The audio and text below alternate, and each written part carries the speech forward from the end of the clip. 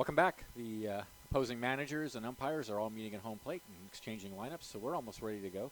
The umpires, by the way, tonight are Michael Cowan at home plate, Dan Osborne over at first, and John Swanson at third. Crabs come in with a team batting average of 287, slugging 450. That's really outrageous. And with a 393 on base percentage, so spectacular offensive numbers. They've outscored their opponents now 303 to 146. Yikes. So I don't know how many 10-run games they've had now, but it's quite a few. And, of course, the team ERA then comes in at 286 as opposed to 6.40 for their opponents. So the Crabs have been thoroughly dominating pretty much since they got back from the road trip. And come in tonight having won, I think now, let's see, they lost on Saturday, so they've won just 2 in a row now. Something going on down at home plate. The manager for the Reading team is gesturing sort of wildly down there as he's talking about, I think, a play that happened last night when a ball was hit down the line by the Crabs and called fair. I thought it was fair. I don't know. I couldn't see it that well, but it looked fair to me. I don't know if that's what he's talking about or not, but he seems to be trying to get clarity on whatever happened there, and now they're all shaking hands and ready to play ball. Wind is blowing gently out towards center field. Fans are starting to stream in. Today the Crabs welcome the Reading Colt 45's for the second game of the 2-game series. Please help me in welcoming the starting lineup. They're introducing the players from both sides now, and we'll be about ready to play here any minute. Meanwhile, let's thank a few of our sponsors. California State and Federal Employees Credit Union, member NCUA. At California State and Federal Employees Credit Union, they're all local, all humble, all the time with banking fees for both sides of your brain. The right side loves their low rates when you borrow and high rates when you save, while the left side loves their uncommonly personal know-your-name service and their indelible commitment to the community. That's Humboldt's own CSFECU. Join them today. Also, the Mad River Brewing Company is proud to support Humboldt Crabs Baseball. Steelhead Extra Pale Ale is always on tap, so grab one at the ballpark during the game or join them in sunny Lou Lake for a beer and fish and chips and burger in the beer garden. They're open every day. Brandon Lupton, the starter for the Colt 45's, although I said he didn't do well last time he pitched against the Crabs. In general, he has a pretty good record. He's 5-2 with a 3.85 ERA, 28 strikeouts and 11 walks in 46 2/3 innings. So in general, he's pitched pretty well. If you subtract that particular game, his numbers probably look a lot better.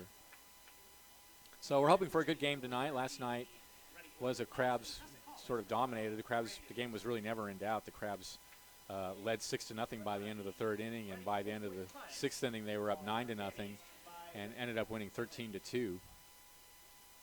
So we're hoping for a little better competition here tonight between the teams. The Reading team is a good team. I'm a little surprised that the Crabs have beaten them as badly as they have for 3 straight games now, because in general, Reading always puts on a good team on the field, and they have a good record this year. I think they had a record very similar to the Crabs coming in, and they play a lot of competition that's similar to Crabs competition.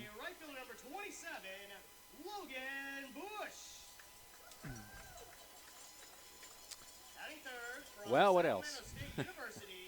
Thanks to Harper Ford, Harper Ford is proud to be one of America's oldest automobile dealerships, established in 1912. They're a true family business. It's been serving the North Coast for over 100 years. With every Crabs home run, Harper Ford will donate $50 to the local District 26 Little League, so go Crabs go. And by the way, the Crabs now with 2 home runs last night. I think it was 2 home runs last night. I know Perry homered and I think Denholm homered. Yeah, Perry and Denholm homered last night. That means the Crabs as a team now have 36 home runs, and we haven't had a Crabs team in 10 years at least that's had more than 31 home runs in a season, I believe. So this team with a good shot at 40 or more home runs as a season, and the ball's just flying out of here. And the interesting thing is, you might think, well, it's the ball or it's the bats, but it's not the opposing teams that are hitting home runs. It's specifically the Crabs that have been hitting the ball out. So that leads me to believe it's a real effect, and it's not an effect of the bats or the juice ball or something like that. There was a year here several years ago when there were suddenly a jump in home runs over the last year, but that was just teams in general were coming in here and also hitting home runs, and that we thought seemed like it may have something to do with the new bats the Crabs were using that season. But this season, it seems to me, it's just really the Crabs bats. The Crabs hitters are just sluggers. So here we go with the national anthem. His name is Chasen Tangwa.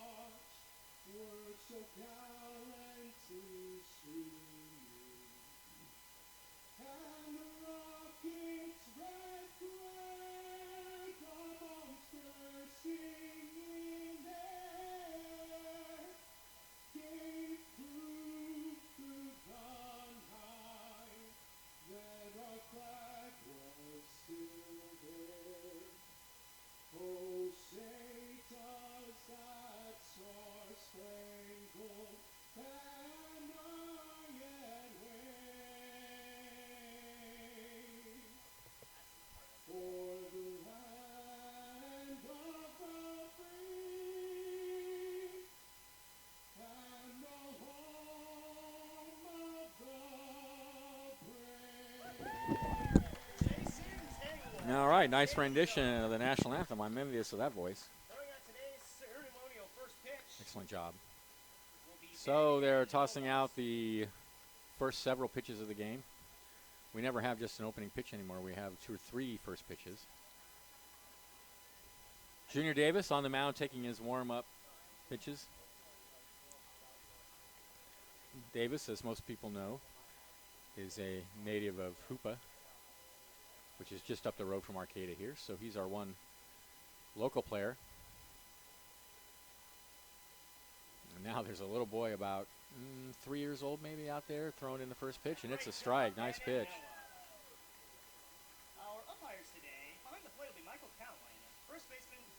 Crabs are in their, really what used to be their road jerseys, the sort of navy blue jerseys with the red striping along the shoulders with the red lettering.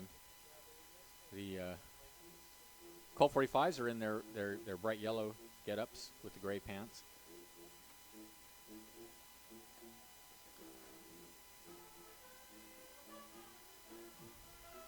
All the way over the hill from Reading. The band is here tonight, or some part of the band. It looks like there's only about 6 or 7 people from the band here tonight. I don't think they were scheduled to be here. I think they made a special appearance just for the Colt 45's.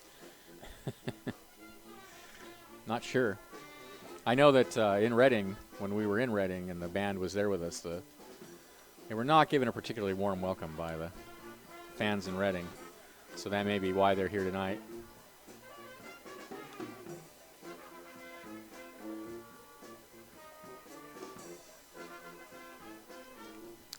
All right. To set the Crabs defensively for you, Junior Davis on the mound. Logan Denholm is doing the catching. Jason Newman at first, Michael Perry at second, Ryan Reynolds at third, and David Hamilton at short. James Outman in left, Mason Cirillo in center, and Logan Bush is in right field. Last night, Crabs got 13 runs on 11 hits. They committed 3 errors, 2 runs, 7 hits, 2 errors for the Colt 45's. The winner was Ryan Ralston, who is now 1-1 on the season. And the loser was, I think his name was Mike, not Mike Moore. I forget his first name. His last name was Moore.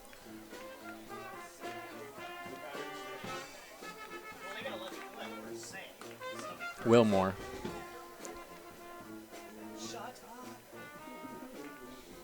All right, here we go. Here's Meinhofer to lead it off. Meinhofer played in last night's game. He was 0 for 3.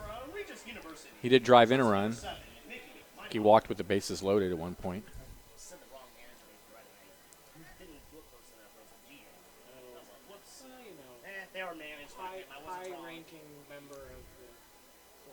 Here's the pitch from Davis. It's a fastball down low.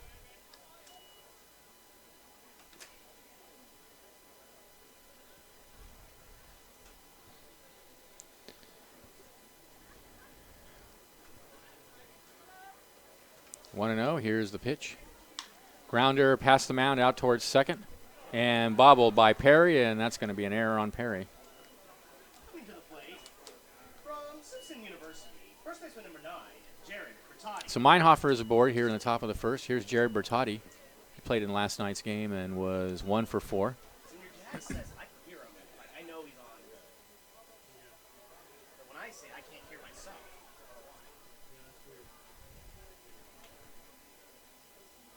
Pirate night at the Arcata Ballpark. People showing up dressed like pirates. Takes a pitch on the outside corner. It's 0-1.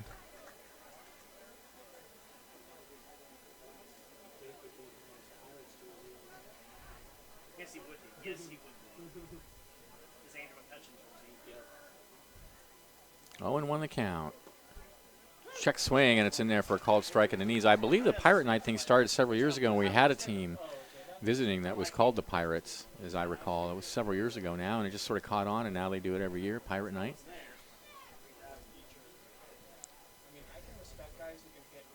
0-2 pitch.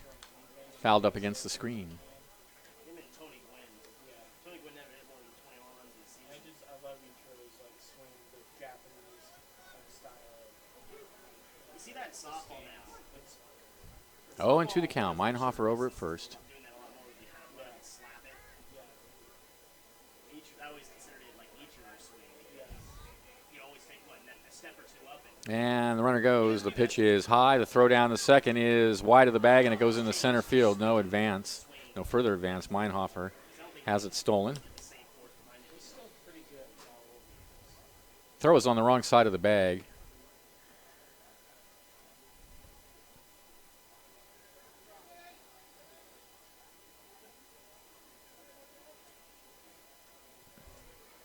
So meanwhile, it's 1-2 to Bertotti.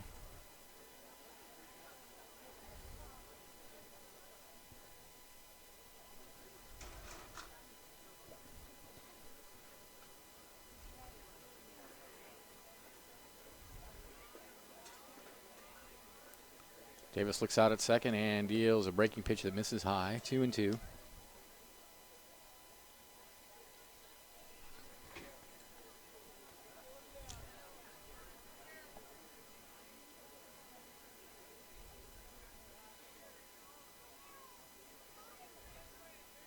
The 2-2 way outside with a breaking ball. Denholm had to leap out of the crouch to catch that one. So he goes from 0-2 to 3-2. Just getting started. Top of the first inning. Nobody out. Runner on second. And the pitch. Fouled up against the screen.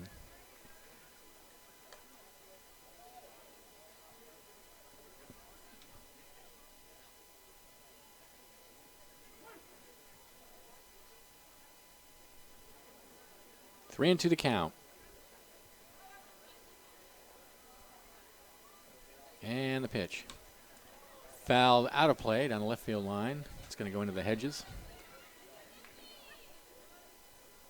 Fog beginning to roll in a little bit now.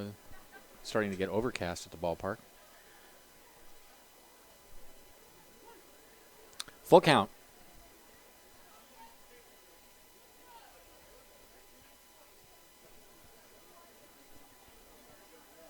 Here's the pitch. Fastball on the inside corner called strike 3. Good pitch, right in under the hands. So that's all for Bertotti. Here's Jake Taylor. Taylor was 2 for 4 in last night's game with a run scored.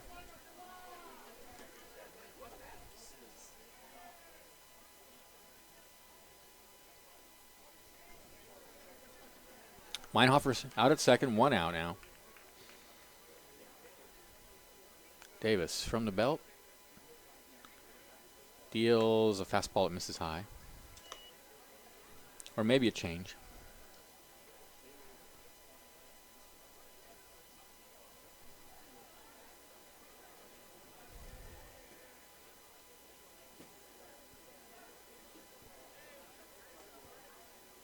The 1-0 fouled up against the screen.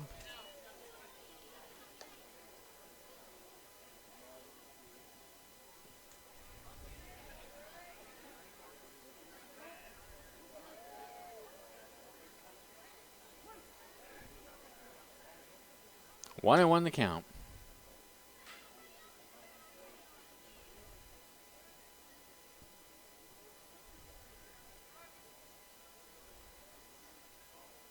Here's the pitch. Misses down and away with a fastball, 2-1.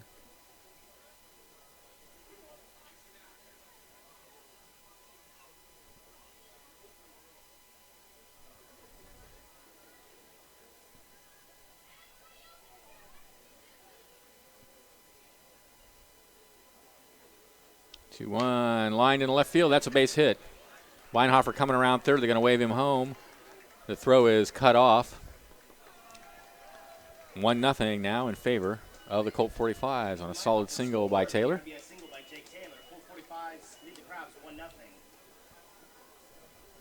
So now Taylor over at first with one out. Here's Porter, the left fielder. Left fielder number 44. DJ Porter. He didn't play in last night's game. Right-handed hitter.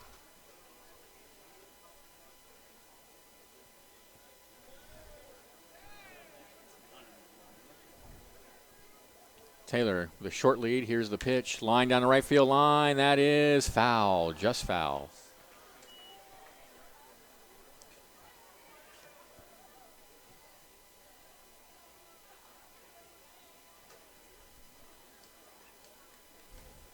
Oh, and 1 the count.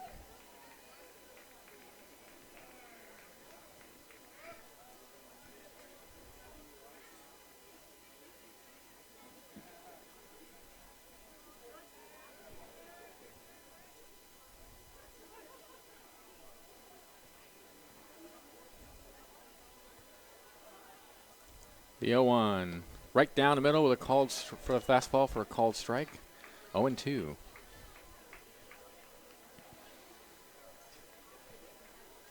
Redding's played it an unearned run here in the first inning to jump out to a 1-0 lead. 0-2 the count. Called strike 3 on the outside corner. Good pitch. A slider that just caught the black. 2 away. Now batting from Cal Baptist University. Designated hitter number 34. Here's Ryan Williams. He was the center fielder in last night's game. He's a DH today. He was 0 for 3 last night.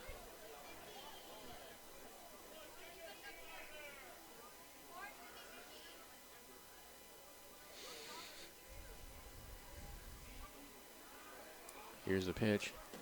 Fouled up against the screen.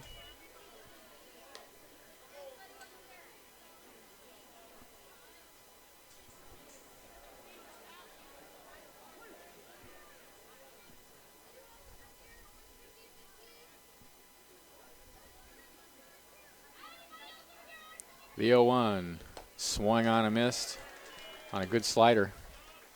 0-2.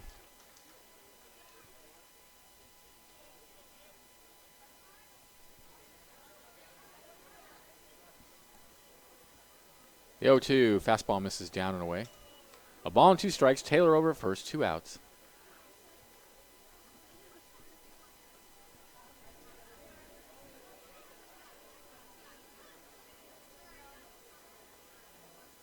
The 1-2. Ooh, over his head with a breaking pitch. He's missed badly with that pitch several times in this inning. I don't know if he's trying a new pitch. He's trying to throw a curve that he's not used to throwing or something like that, but it seems like he has very little control of it at this point. 2-2 the count. And the pitch. Fastball misses away and the count goes full.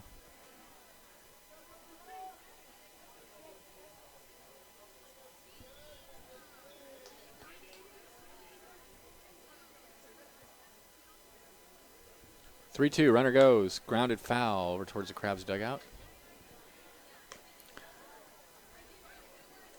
Well, after tonight, we have one more weekend, then one more midweek series. Sorry, 2 more weekends and 1 more midweek series, and that's it.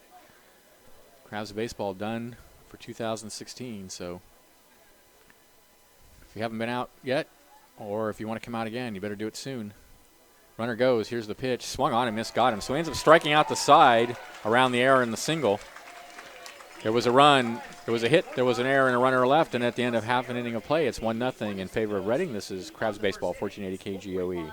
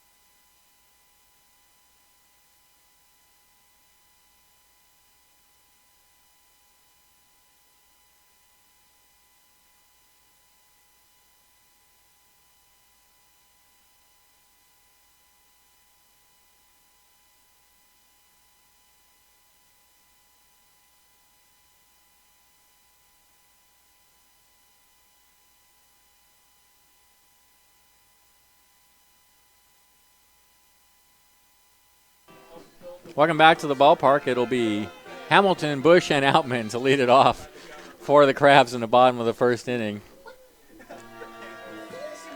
against Brandon Lepton, right-handed pitcher. I've already given you the relevant stats for Brandon Lepton. Crabs hoping to continue their success against him in this game. They're down 1-0.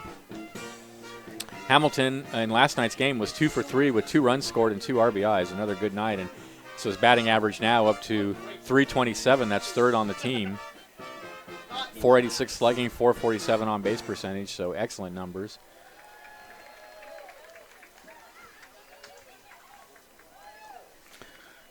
Actually, every regular in the Crabs lineup last night got a hit except for a T-lander, and he scored a run.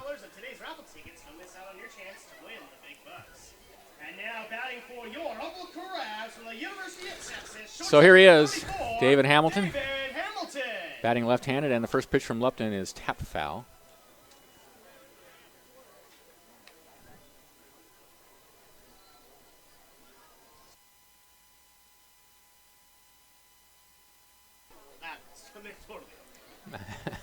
Oh, 0-1 the count. Here's the pitch. Misses inside. 1-1. Seriously. 1-1 the count. Here's the pitch. Fouled out of play. A ball and 2 strikes to count. Yeah.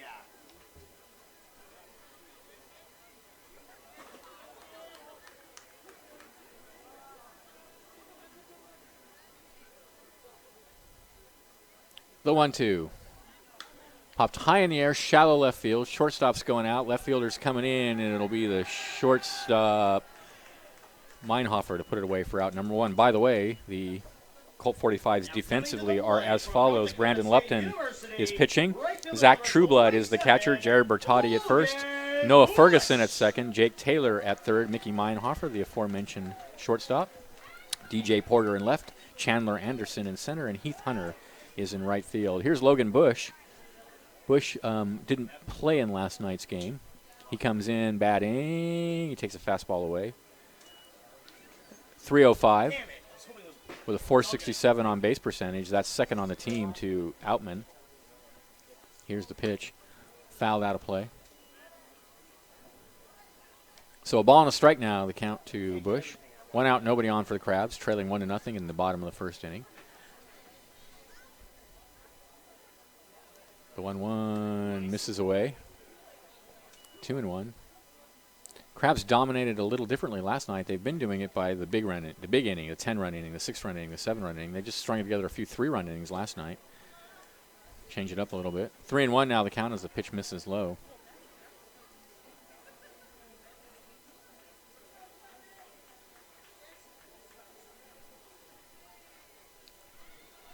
Boy, a few of these people really took this Pirate thing seriously tonight. And pitches misses way inside and goes off. Did that hit him? Well, it doesn't matter either way.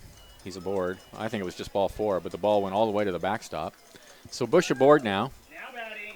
There's some very elaborate Pirate get-ups. So much so that I got to wonder if that's just like their people's regular dress. Pirate night. We've had Cowboy night. We've had Pirate night. We've had, I think those are the only 2 dress-up nights we've really had. Tyson Fisher out to the mound to have a chat with the home plate umpire. I don't know what that's about. It doesn't sound serious. So Bush over at first. Here's Outman. James Outman. Yikes. What a season. He leads the Crabs in runs with 37. That's 10 more than the next guy. No, it's 4 more than the next guy. He leads the Crabs in hits with 55. Throw it to first and runners back. I think the next closest is 39, and that's Newman. He leads in doubles with 12. He's leads an on-base percentage at .485. And he's slugging .570. And I don't know if I mentioned he's batting .387, but that leads the club as well. So just a spectacular offensive season by Outman. And he was slumping early, but he's back for sure. He had a great night last night. Takes a strike on the outside corner. 1 for 3 with 3 RBIs. 1 for 4 with 3 RBIs. 0-1 the count.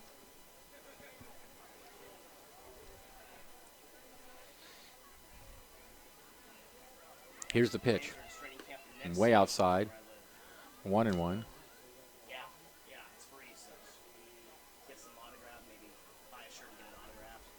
He's obviously the favorite to be the Crabs Player of the Year. Deservedly so. Bush over at first. He takes off. A swing and a miss. The throw down the second is not in time.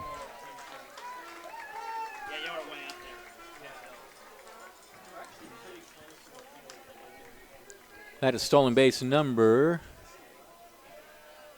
2 for Logan Bush. He got caught once, and that's it.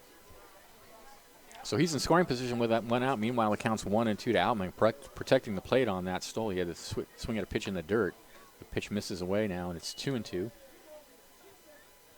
League schools required a lot, a certain amount of seats. Yeah, they probably sold out all the seats. I've gotten to go. I went to 2-2. one Notre Dame USC. Check swing, and the pitch is low. So the count goes full. All in Notre Dame. And my grandparents were great friends. Like, you know, they sang in their church choir for 50 years or whatever. Had a whole group of people that were 3 and 2 the count. not only they were season ticket And the pitch. donors to the school High in the air to left field. to USC. Porter drifting towards the line, and he has it for out number 2.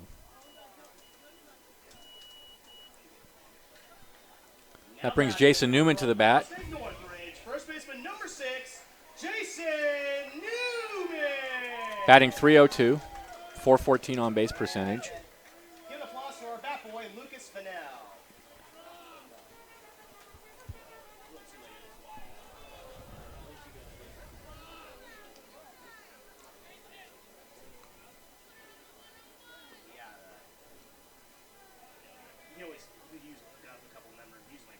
And the pitch to Newman. Lined into left field, and that is going to be over the left fielder's head and up against the fence. Here comes Outman to tie the game. Newman is on his way to second. Porter misplayed that. He started in on it. It was hit right at him. That's one of the toughest plays for an outfielder. Ball was hit right at him, so he started in, and by the time he realized how hard it was over his head and all the way to the wall. So a stand-up double for Newman brings in Bush to make it 1-1.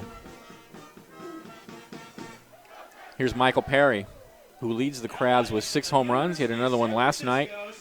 Hit a monster last night.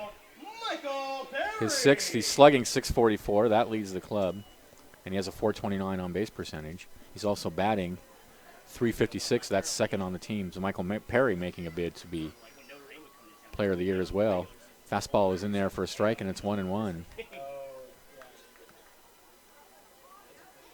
So we wouldn't get as good a seats that they would normally get because we're Notre Dame. The 1-1 misses away. 2-1. Gave the visitors better optimal seats.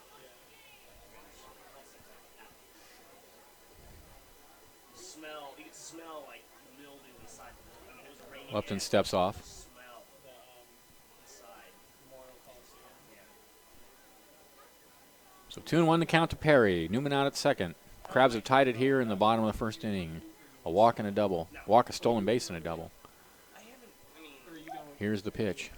Way outside and bounced in there, and Newman thought about going to third but decided to go back to second. 3-1 the count. You got to be careful with Perry. You don't want to give him anything over the plate. Here's the pitch. Breaking pitch is ball 4 inside.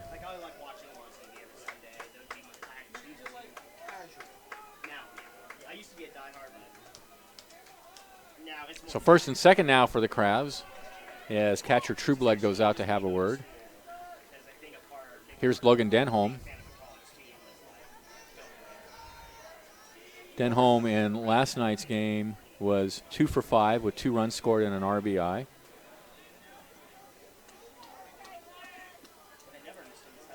He's batting .198, but he's slugging .416 because he has 5 home runs, including the home run he hit last night.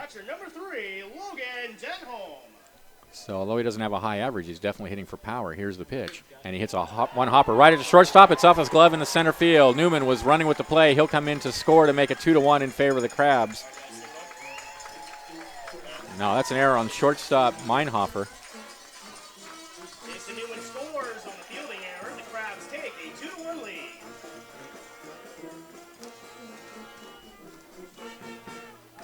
Ball was hit hard on the ground, but more or less right to Meinhofer, and it just glanced right off the heel of his glove and into center field. So Perry advances a second. Denholm aboard on the air. It's 2-1 now in favor of the Crabs. So that was a short-lived lead for the Colt 45's. And here's Ryan Reynolds. Last night, Reynolds was the DH. He was 2 for 3 with 3 runs scored and 2 RBIs. He takes a pitch in there for a called strike at the knees. It's 0-1. He's a third baseman in tonight's game. Batting left-handed against the right-hander Lupton. And next pitch is hit high in the air, right center field. They're going back. The center fielder arranging under it, and it looks like he has a play, and he does for out number 3. But the Crabs get 2 runs on a hit. There was an error and 2 left. And at the end of 1, it's 2-1 in favor of the Crabs. This is exciting Crabs baseball, 1480 KGOE.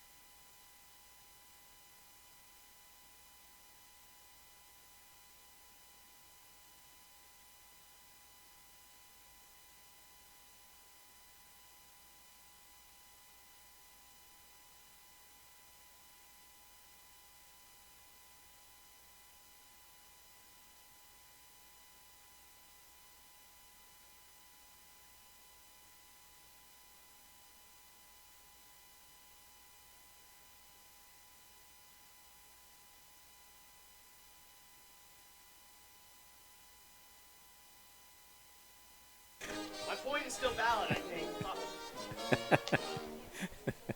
All right, welcome back to the ballpark.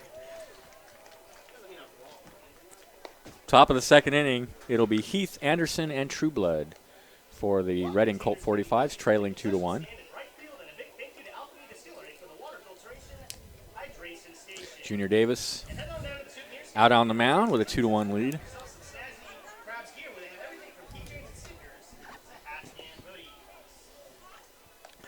Both teams with an error that led to a run.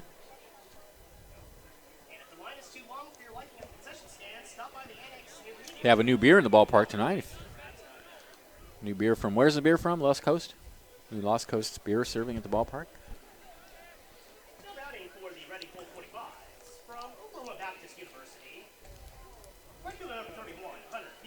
The other day, somebody asked me, what's the best place in Humboldt to get a cheeseburger and a beer? And I said, come to the ball game. Then you get a ball game, too. Here's Heath to lead it off. And he takes a fastball just high, 1-0. Heath didn't play in last night's game. Hunter Heath is the right fielder.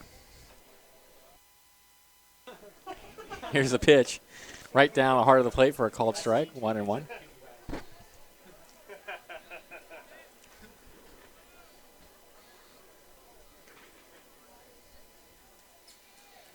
And the pitch. Hit into center field. Cirillo going back on it. Now he comes in a little bit, and he has it for out number 1. So 1 out. Top of the second. Here's Chandler Anderson. He didn't play in last night's game either. Still batting from the University of Utah. Center fielder number 27, Chandler Anderson. Is that fly to center?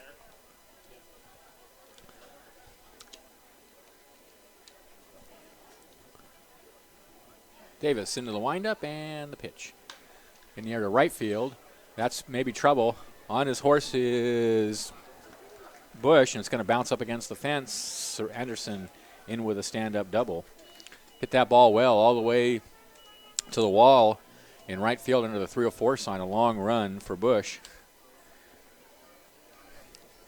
Coming to the plate from Academy of Art University, catcher number 26, Zach Trueblood. So here's Zach Trueblood, the catcher. Didn't play in last night's game.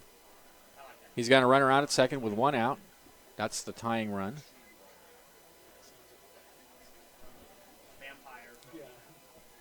Here's the pitch. Breaking pitch is in there at the knees for a called strike. Looking at my Facebook memories, and apparently today, 2 years ago, was it gets ready for when they had it was Hawaiian Day. And he had that guy in the skirt. 0-1 pitch. Fastball on the inside corner. It's 0-2.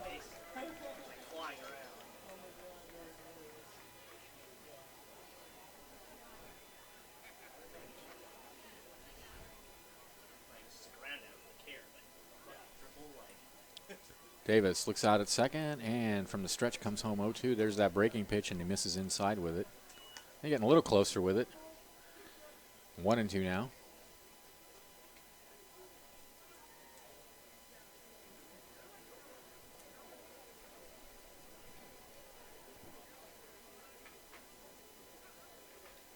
The 1-2. Fastball misses away. 2-2.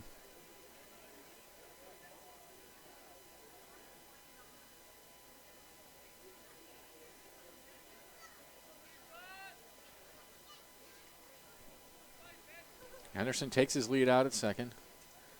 Davis steals 2-2, and there's a line drive right at first base. Throw back to second is not going to be in time. 2 away. Could you turn the lights, please? Thank you. Here's Noah Ferguson. I don't think he played in last night's game either. He did not play in last night's game. So 2 outs. Anderson out at second.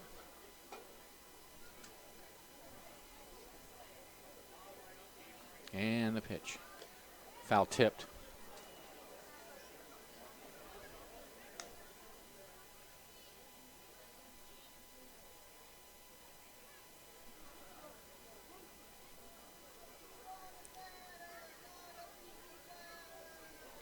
Oh, and 1 the count. And the pitch. Fouled out of play. No balls, 2 strikes.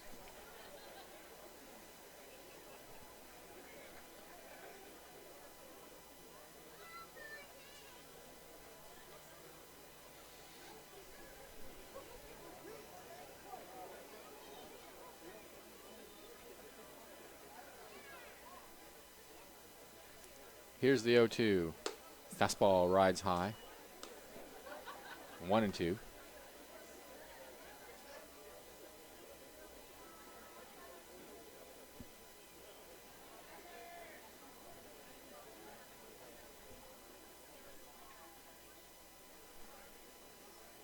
The 1-2 misses inside. 2-2.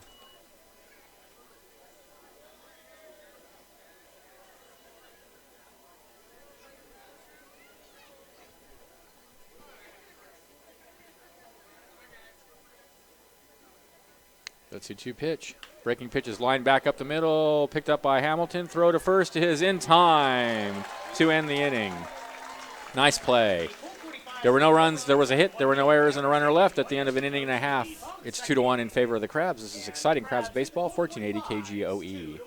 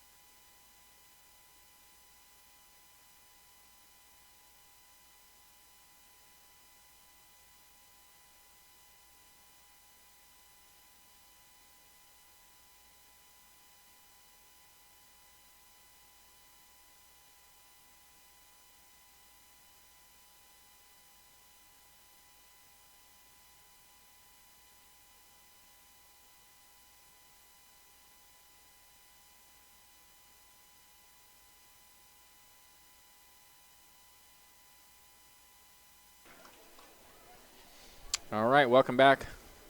Bottom of the second inning, it'll be Warren, Cirillo, and Hamilton for the Crabs, leading 2-1 against Brandon Lupton. And the first pitch to Warren misses inside. Warren did not play in last night's game. He's batting Oh, I heard about that. 299. They want to own their arena. So Next pitch is right down the middle for a called strike. the easiest solution is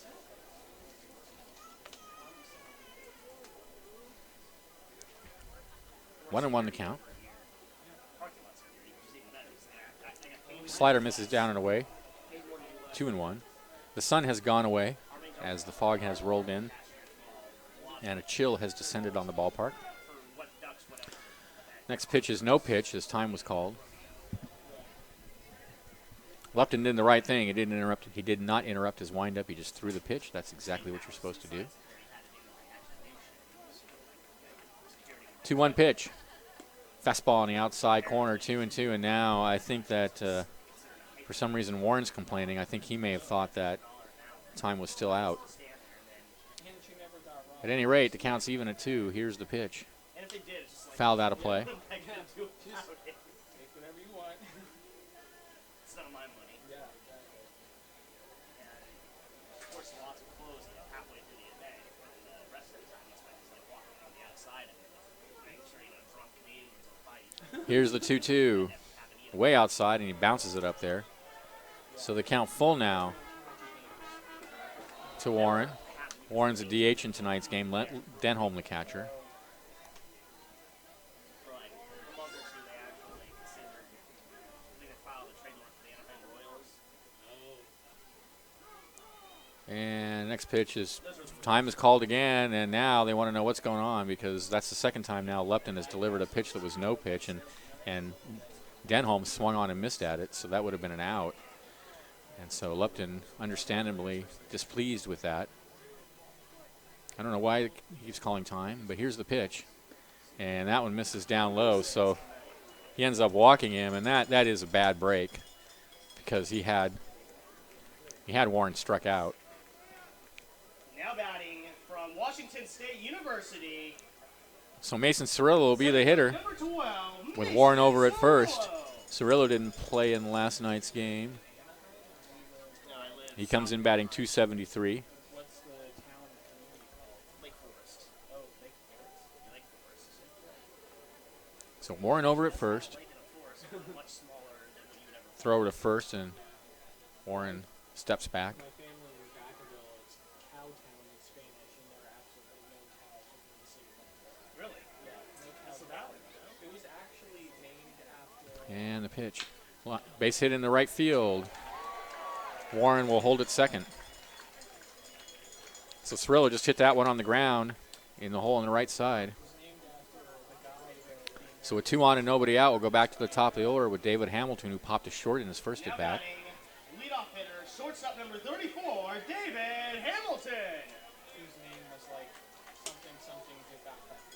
I see. So Warren at second, Cirillo at first. Crabs with a chance to put some runs up here. A big inning with 2 on with nobody out. They already lead 2-1. Here's the pitch. Ooh, called strike on the outside corner. Good pitch.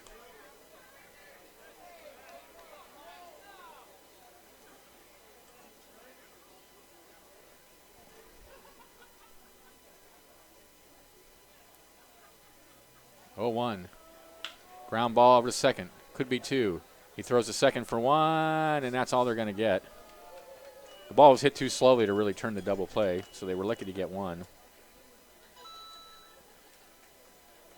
Meanwhile, Warren goes to third. Hamilton safe at first, and with runners on the corner and 1 out, here's Logan Bush, who walked in the first inning and ended up scoring the first run of the game for the Crabs. Now batting, right fielder number 27, Logan Bush. So Warren at third, Hamilton at first now. And Hamilton goes. The pitch is tapped back to the mound. They got the runner hung up the third, and he throws it into left field. That's going to score Warren easily. Here comes Hamilton. He'll hold at third, and another error has hurt the Colt 45's. They were hurt by errors last night, and that he had him dead to rights coming around third. Warren trying to score from third. He was headed back to third, and the throw just sailed right over Jake Taylor's head. Hamilton goes to second. RBI. Now batting left fielder number 8, James Outman. Here's James Outman. So 3-1 now in favor of the Crabs. That's their second unearned run of the night. Well, at least it's unearned at this point. It may end up being different, but the point is that's 2 errors now for the Colt 45s, both of which have led to runs. So now the pitching coach out to have a word. He's done. Last thing the Colt 45s want is for the Crabs to get an early lead because they have just been battered by the Crabs in the first 4 games. Hamilton at second, Hamilton at third, Bush at second.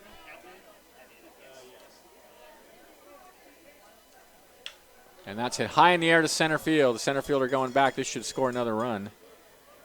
He's got it. Here comes Warren. He will score, and the throw to third is not in time. Jason Cirillo scores on the scoring fly ball to center field, and the Crabs lead the Colt 45s 4-1. 4-1 now in favor of the Crabs.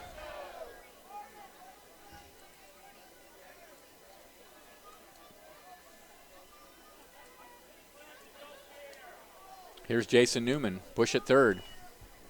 Actually, no, it was Hamilton. Whoops. Doubled in his first at bat. And the pitch. Pops it high in the air on the infield.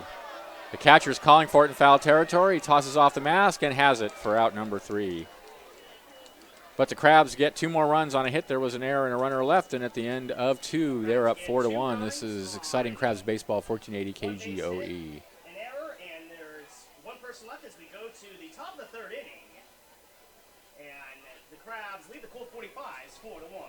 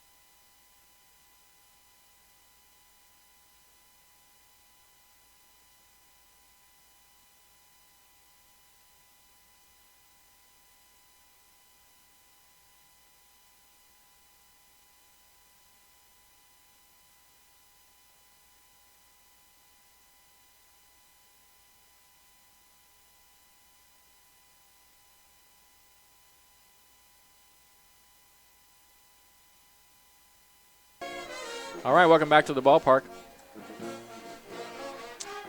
4-1 in favor of the Crabs. Top of the 3rd inning. It'll be the top of the order for the Colt 45s. Meinhofer, Bertotti, and Taylor. Meinhofer aborted on an error in the first inning. He ended up coming around to score. Shortstop number 7, Mickey Meinhofer.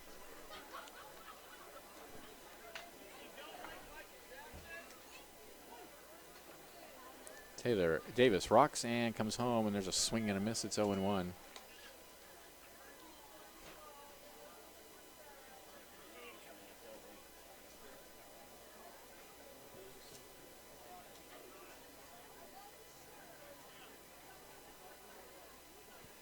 The 0-1 fastball misses inside. 1-1.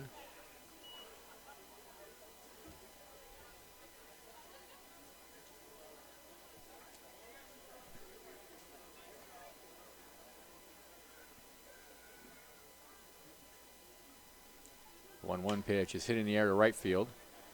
Bush to his right a little bit. Has it for out number 1. Actually to his left a little bit. Here's Bertotti, caught looking in his first at bat.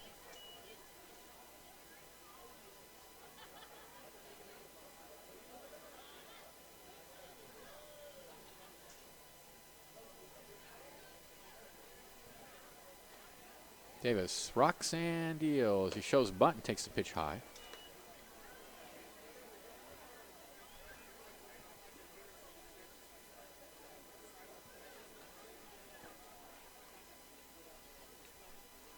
The 1-0 breaking pitch is in there for a called strike at the knees, 1-1.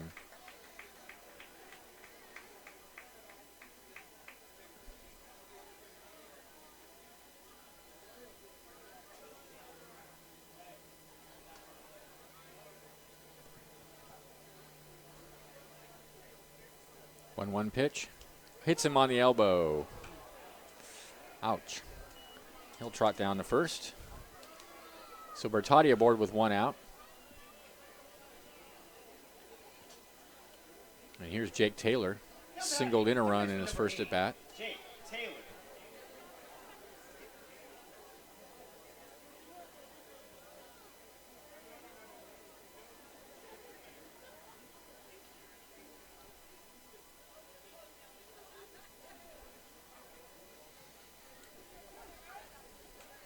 Bertotti with a short lead over at first. Here's the pitch. Breaking pitch in the dirt, blocked by Denholm.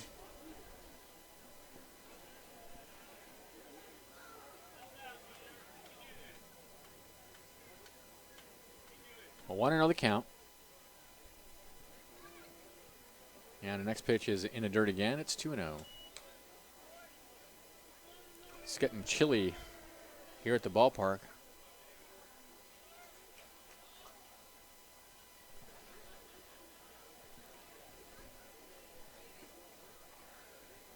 Here's the pitch.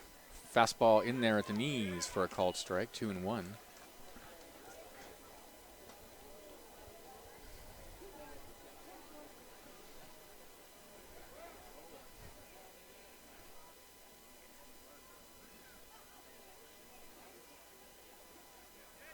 And the 2-1 pitch. Misses high, 3-1.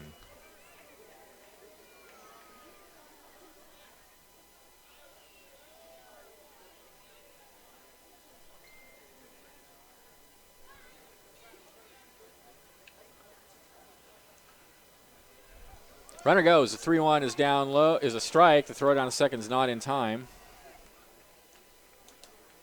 So Bertotti steals second. The count goes to 3-2 to Jake Taylor.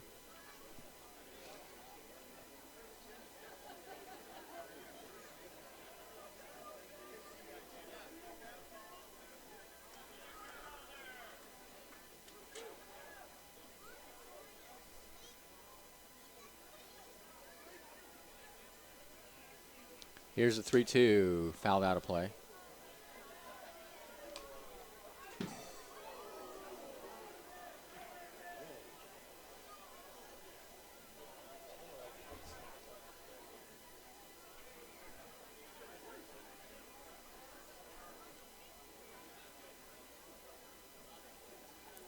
From the set, the 3-2.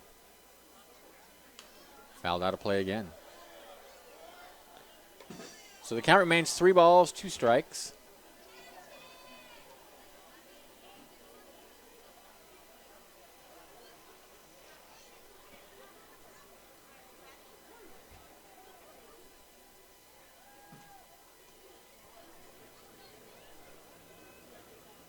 Here's the pitch. Whoa, over his head, ball 4. So suddenly, Junior Davis having some control issues, having now hit a batter and walked a batter. And with runners on first, second and first now, here's DJ Porter, who was caught looking in his first at bat.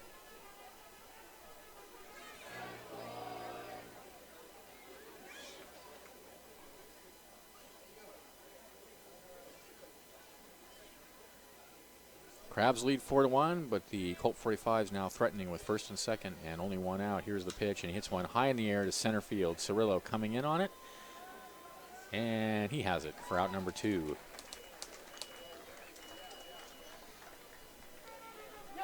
Ryan Williams will be the hitter. Struck out in his first at bat. Davis struck out the side in the first inning. And those are the only 3 he has.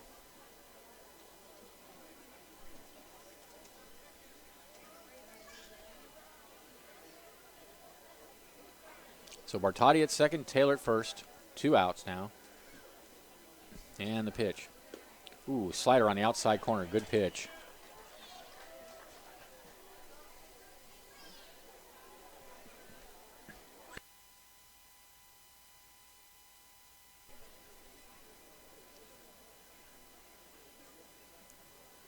0-1 the count. Swing and a miss, 0-2. Throw behind the runner at first, and they nailed him. He was hanging way off, and Denholm picked him off. Love it. Inning over. No runs. There was no hits, no errors, and 2 left, and at the end of 2.5, it's 4-1 Crabs. This is Crabs Baseball, 1480 KGOE.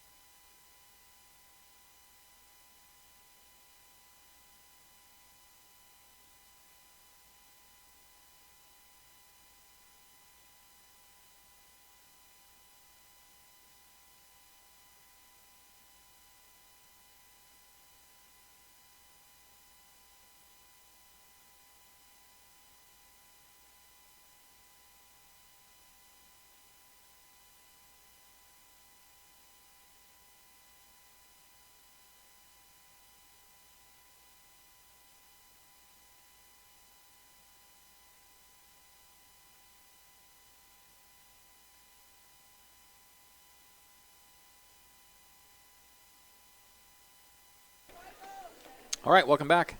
It'll be Perry, Denholm, and Reynolds for the Crabs, leading 4-1 in the bottom of the third inning. For the Crabs, third baseman number 22, Michael Perry.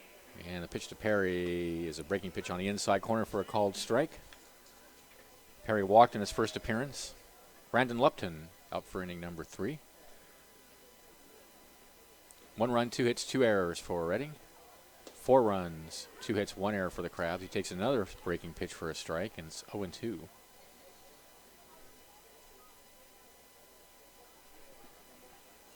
The 0-2 fastball misses away. 1-2.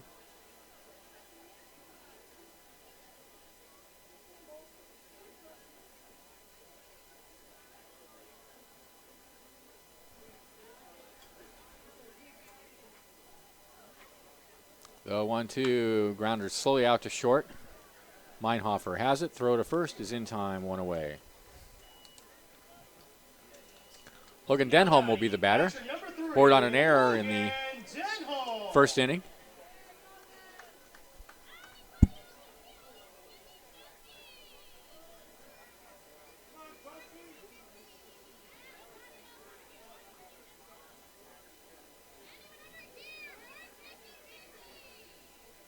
Here's the pitch.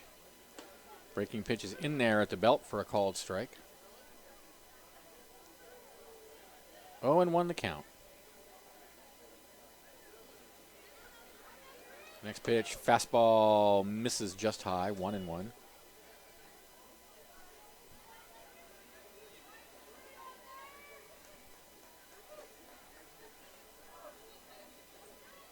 The 1-1 breaking pitch is in the dirt, 2-1.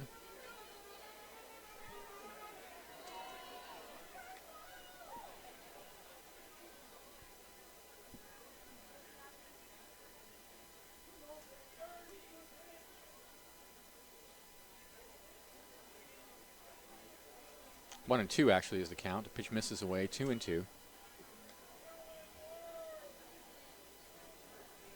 Lights coming on now at the ballpark. 2-2. High hopper over to third, backhanded in fair territory. Throw to first is in time. Nice play by Taylor. 2 away.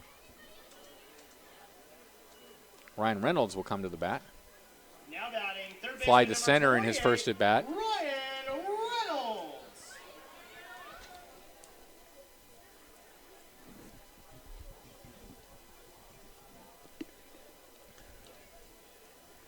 Batting left-handed against the right-hander Lupton, who rocks and deals a fastball in the outside corner at the knees.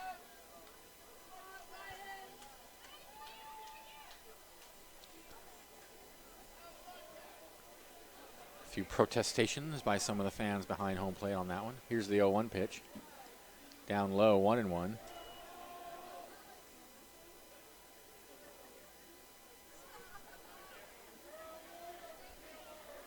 And the 1-1 fouled up against the screen.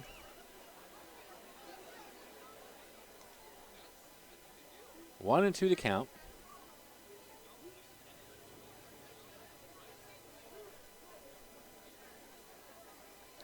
Line right at second base for out number 3. Crabs go quietly in the third. They lead 4-1. This is Crabs Baseball, 1480 KGOE.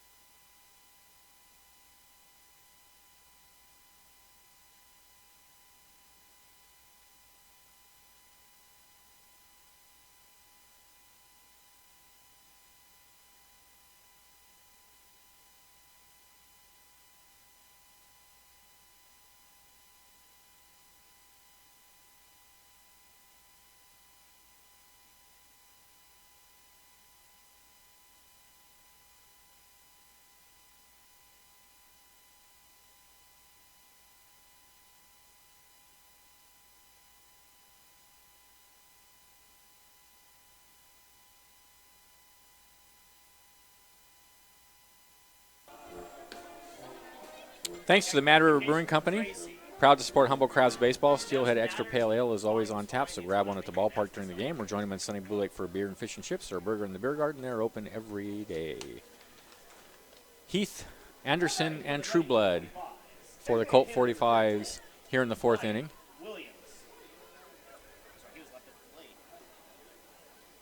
Here's the pitch. Lined into right field for a base hit. Let's see, this should be Williams. And oh, I see. Okay, I screwed this up. This is Williams because he was left at first when Taylor was picked off. So this is a mistake in my scorebook that I need to fix.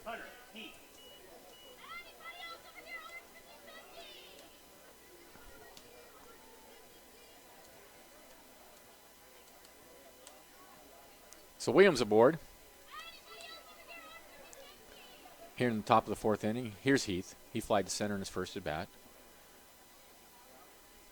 And the pitch. He squares to bunt. He bunts out in front of the plate. Denholm picks it up, throws out to second base, and he throws it into center field. On his way to third is Williams. And that'll be an error on Denholm. He had him at second if he'd gotten the throw there, but he threw it in the dirt. So that's an error on the catcher. Runners on the corners now with nobody out. And here's Chandler Anderson. So that's the second error of the game for the Crabs. Both teams now with 2 errors.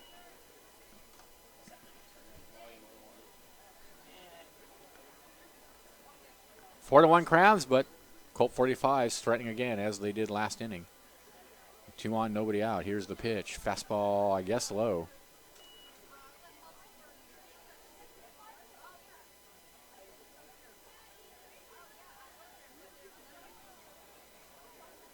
The 1-0. In the air to center field. Going back on it is Cirillo. He's at the warning track. He has it. That'll score the run from third to make it 4-2 in favor of the Crabs. So Anderson does his job. Heath holds it first. And now here's Trueblood, line to first in his first at bat.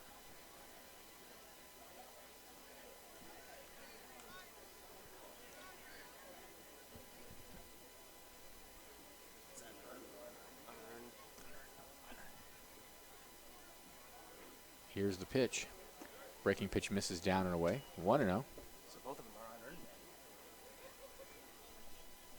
Yeah, both Colt 45 runs are unearned thus far. This one could end up being earned. So far, it's not. 1-0 the count, and there's a breaking pitch down and away. 2-0.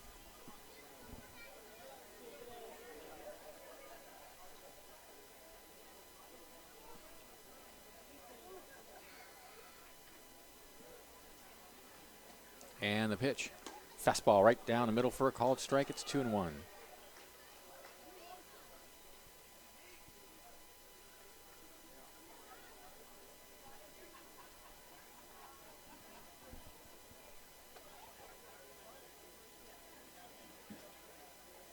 The 2-1. Right down the middle again, and it's 2-2. So to count 2-0 now, Trublet's taken 2 good pitches. So we have another thing for programs. That's what I was waiting for. Yeah, the prize is 5 day tickets. Thank you. 2-2 the count. Davis looks in for the sign. Now he comes home with a breaking pitch tap foul.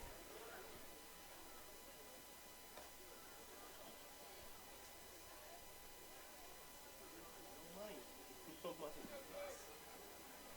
This hard thing. 2-2 the count.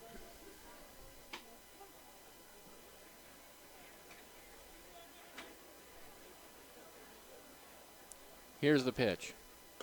Fastball misses high and away, and the count's full.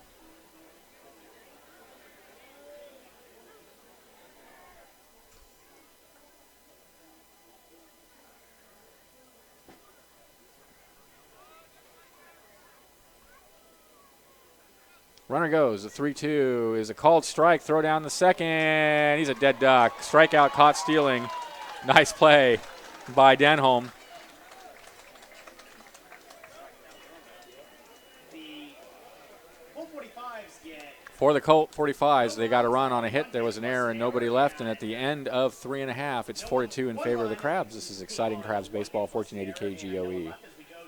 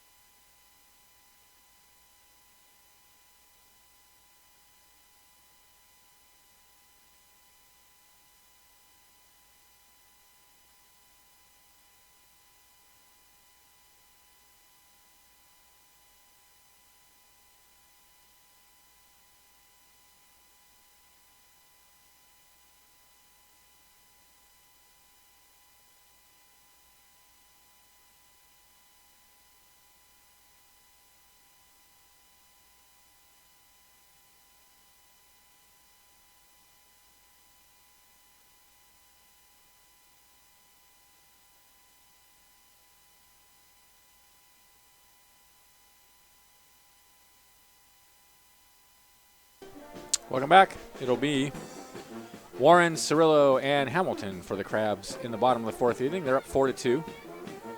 2 runs, 3 hits, 2 errors for the Colt 45's. 4 runs, 2 hits, 2 errors for the Crabs. Warren walked in the 2nd inning, and then he came around to score. Now batting for the Crabs, designated hitter number 4, Nick Warren.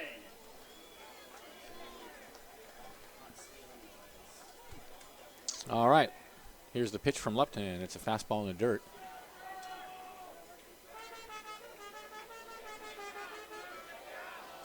Two of the Crabs' runs are earned, 2 are unearned. Both of the Reading runs are unearned. Now the catcher, Trueblood, out to have a word.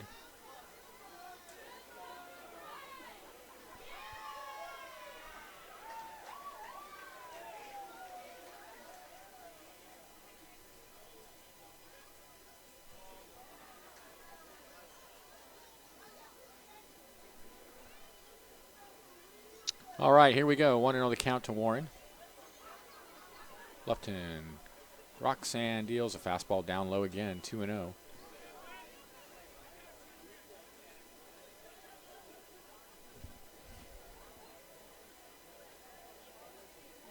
Here comes the 2-0 pitch. In there for a called strike at the knees. 2-1.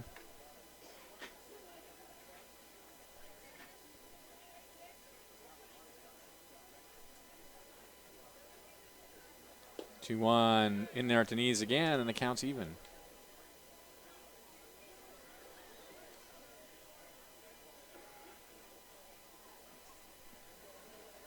Here's the pitch.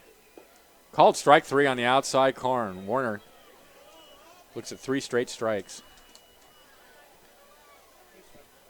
Here's Cirillo. Singled in his first at bat. Number 12, Mason Cirillo. So 3 great pitches there by Lupton.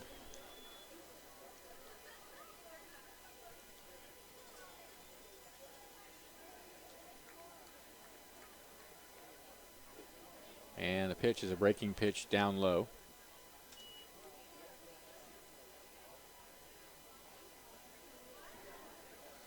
One and 0 to Cirillo. Hamilton on deck. Next pitch is a grounder out to second base. 2 away.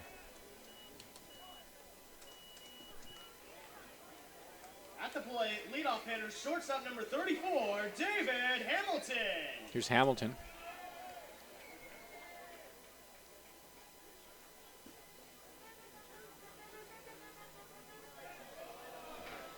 Left-handed hitter. 2 outs, nobody on. Bottom of the 4th inning. Crabs leading by 2. And the pitch. Looks at a fastball away.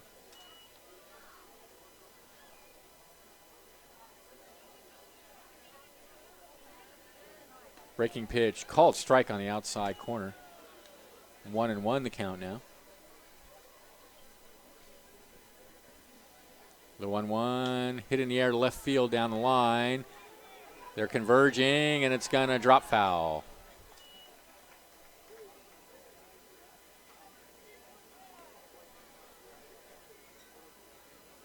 One ball, 2 strikes then the count to Hamilton.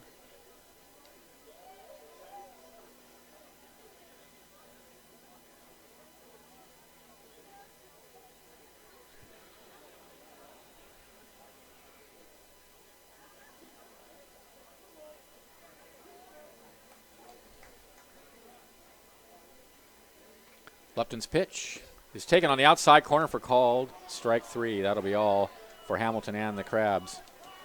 They go down in order in the 4th. They lead 4-2. This is Crabs Baseball, 1480 KGOE.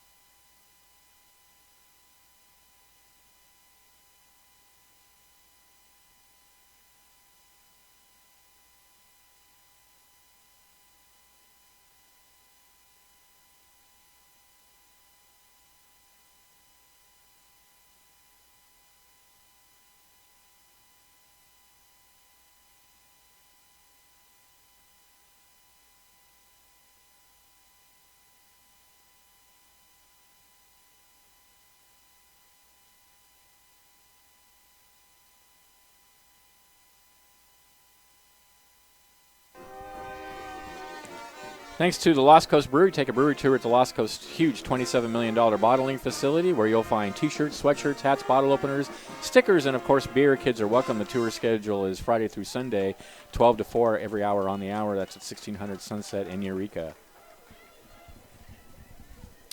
Ferguson, Meinhofer, and Bertotti for the Colt 45's here in the top of the 5th inning. Ferguson squares to bunt, takes the pitch high. 2 runs, 3 hits, 2 errors for the Reading team. 4 runs, 2 hits, 2 errors for the Crabs. Here's the pitch. And that one misses away. 2-0 now from Davis.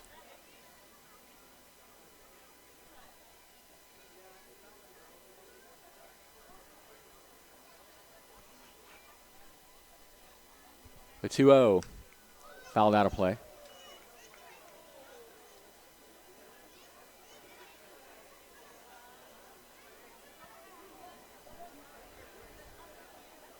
Two and 1 the count.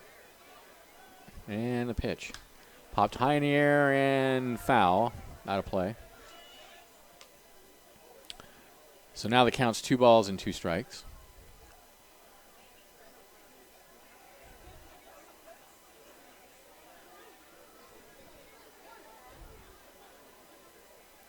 Davis at the belt, rocks, and comes home with a fastball that rides high, and the count goes full.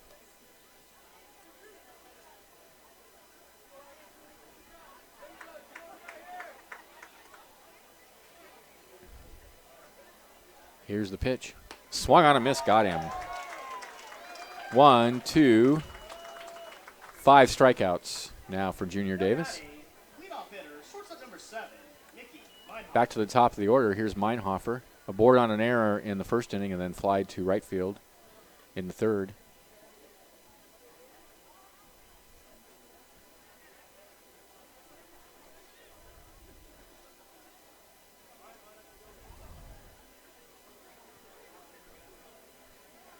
Here's the pitch. Breaking pitch in the dirt.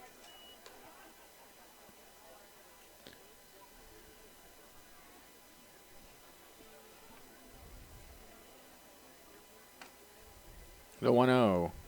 Fastball down and away, 2-0.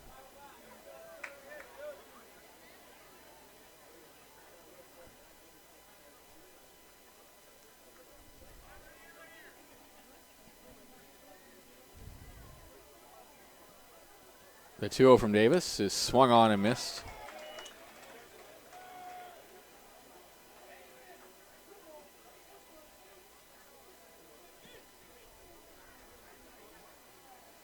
Two and one now for Meinhofer.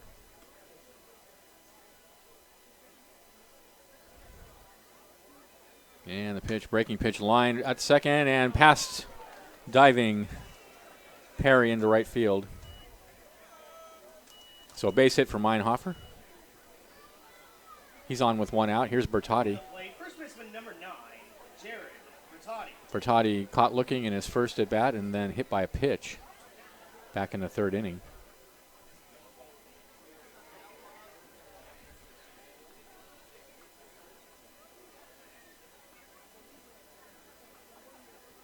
Runner fakes going, and the pitch is swung on and missed. Big cut there from Bertotti. Well, I'm ready to declare that it's officially moved from cold to frigid here at the ballpark tonight. I'm actually doing okay. It is turned mighty cool. Here's the pitch, and he shows bunt and bunts it foul.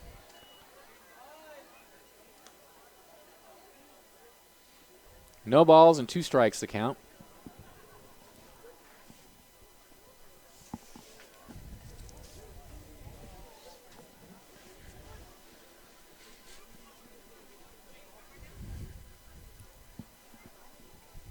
And the pitch. Swing and a miss, got him. Chasing a high fastball. 2 away. Strikeout number 6 Number 8, Jake Taylor. for Davis. And here's Jake Taylor. Singled in the first inning and drove in a run and then walked in the third inning.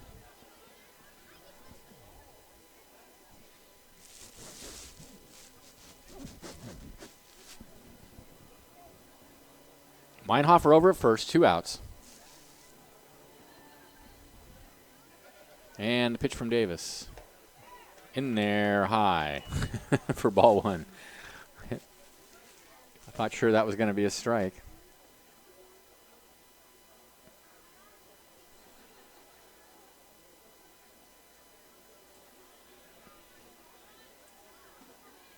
One and 0 the count. Fastball misses high. 2-0.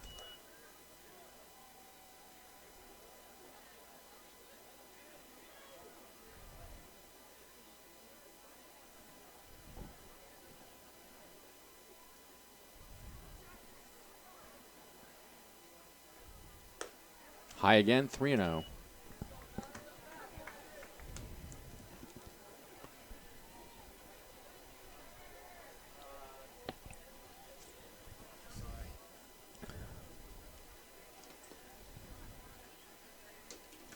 Here's the pitch, ball 4.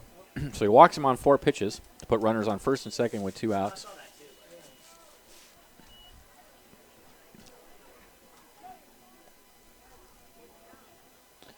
And now out to the mound comes Ciccone. There is a right-hander warming in the Crabs bullpen. If you have to leave the game early, don't worry. You can listen in to the rest of the game with Professor Benjamin on AM 1480 KGOE. That's the second walk that Davis has given up. He's also hit a batter. On your way home from the game, listen in to my post-game show. I'll be interviewing a Crabs player on AM 1480 KGOE. All right, Ciccone's had his say. Now batting, left fielder number 44, DJ Porter. Denholm returns to his position behind home plate, and here's DJ Porter, the left fielder, 0 for 2. Struck out looking and then flied to center.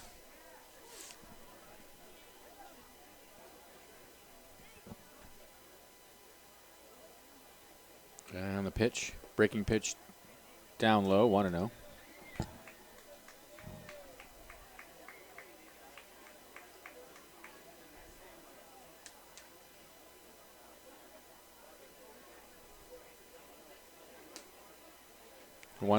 Fastball is in the dirt, 2-0. So 6 straight balls now from Davis.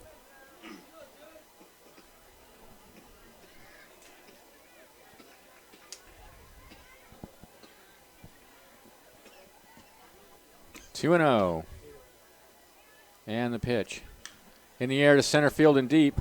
Cirillo going back. It's going to be caught at the warning track for out number 3. No runs, a hit, no errors, 2 left at the end of 4.5. 4-2 Crabs. This is exciting Crabs baseball, 1480 KGOE.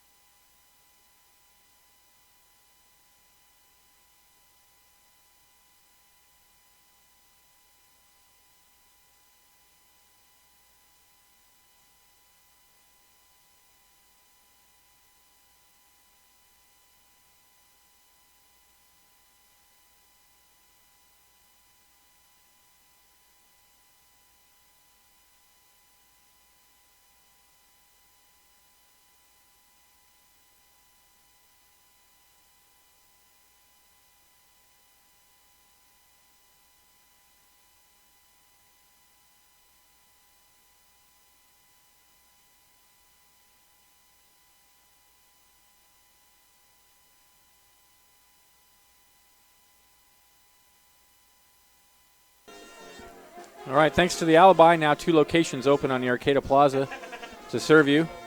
Large breakfast menu and weekend specials that are Crab Boards member approved with pub food, local microbrews, chicken wings, live music, and their breakfast menu is even better when the Crabs play. Beers are $1 off. Thanks also to Eureka Rubber Stamp.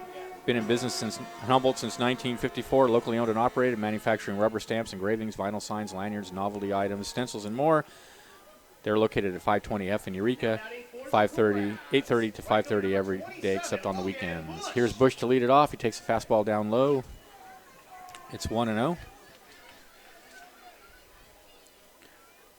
Bush has walked and hit into a fielder's choice. Here's the pitch. He pops one high in the air to shallow center field. Anderson has it for out number 1.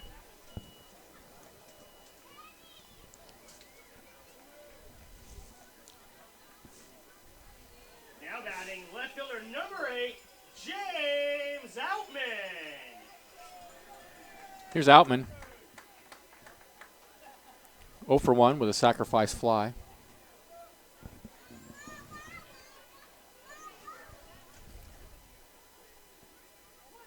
He now has 30 RBIs on the season. That leads the club.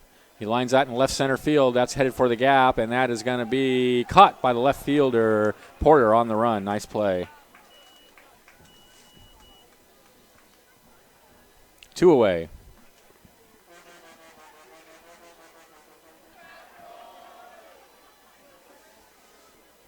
Ten in a row now, retired by Lupton, who's pitched much better tonight than he pitched in Reading. Still trailing 4-2, but only 2 of the Crabs' runs are earned. Newman doubled in a run in the first inning, scored a run himself, and then fouled out. Fastball high.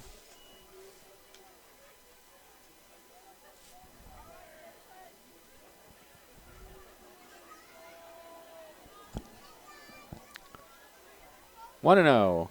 Breaking pitch is hit in the air to left field and deep. Going back is the left fielder, and he reaches up over his head at the warning track, and Porter has it for out number 3. That clearly wasn't going out, but it looked like it was going to bounce off the wall, but a nice play by Porter.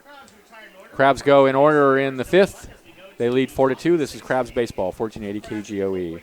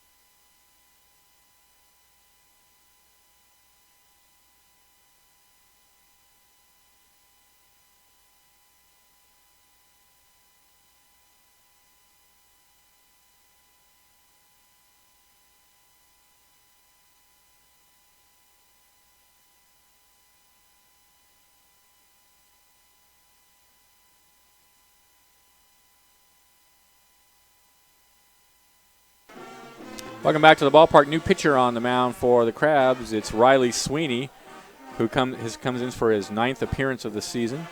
His record is 0-1, but his ERA is 0. 15 and third innings pitched. He's walked 10 and struck out 13, but he's not given up an earned run. Opponent's batting a mere .75 against him.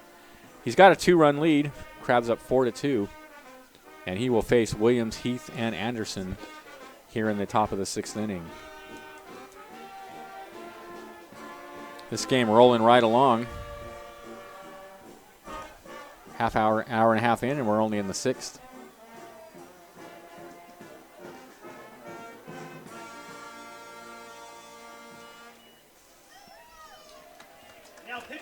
Williams, the DH, is 1 for 3, struck out in his first at bat. Riley Sweeney.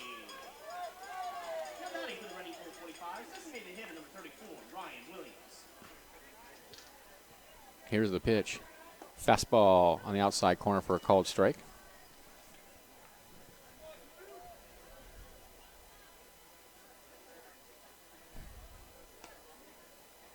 And the next pitch is down low, 1-1.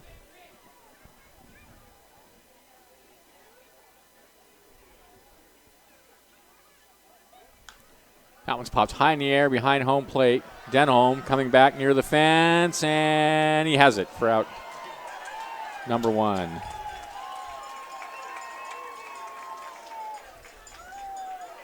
batting, right fielder number 31, Hunter Heath.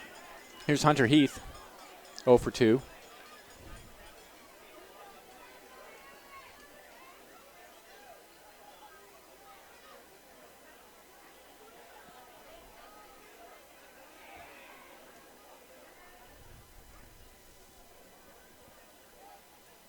And the pitch from Sweeney is a fastball away, 1-0.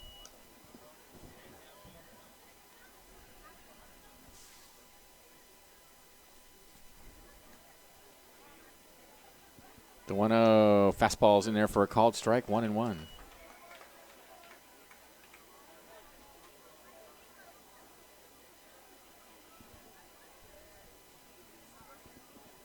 One check swing, and it's down low. Did he go around? No.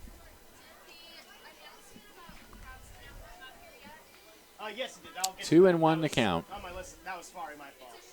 Yeah. That was my fault. They even paid for it too. So And the pitch. Fouled up against the screen. 2 balls, 2 strikes. all the things I forgot. No wonder I knew that's why we haven't been paying money. I've been reading it. Makes sense. It's my fault. I'll admit to that. I screwed up in that regard. People are just being stingy this series. 2-2 to Heath. Called strike 3. He knew it. Adios. Heath turns and walks back to the dugout. A nice pitch by Sweeney, a breaking pitch in there at the knees, and there's quickly 2 outs here in the 6th inning. Here's Chandler Anderson.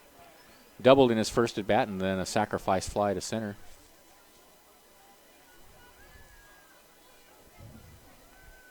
Two runs, 4 hits, 2 errors for Reading. 4 runs, 2 hits, 2 errors for the Crabs.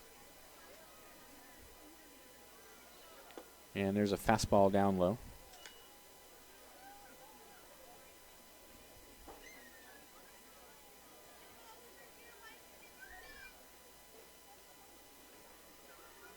That pitch is hit in the air to right field. Bush going back near the line and has it on the run for out number 3.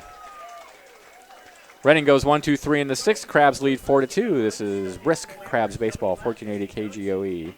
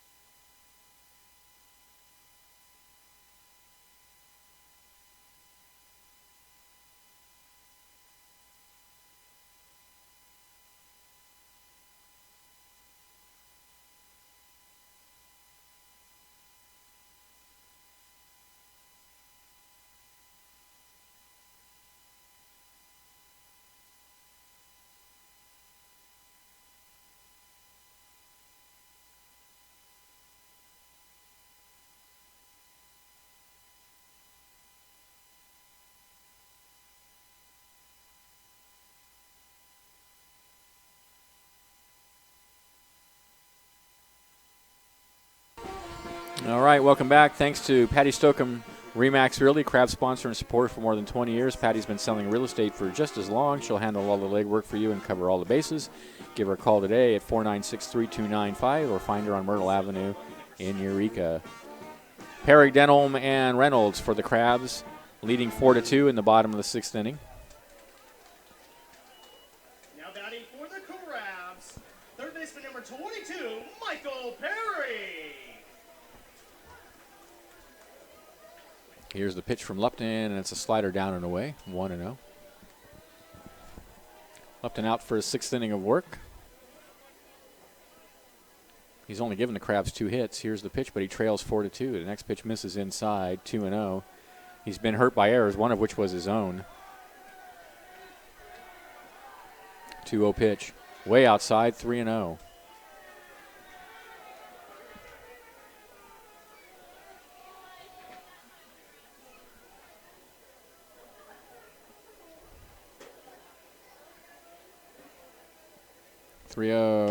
Fastball in there for a called strike.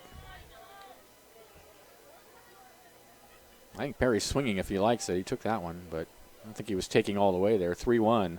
Way outside, ball 4. So Perry's aboard to lead off the 6th. That's the first base runner that Lupton has allowed in 1, 2, 3 innings. Now batting catcher number 3, Logan Denholm. So here's Logan Denholm. 0 for 2.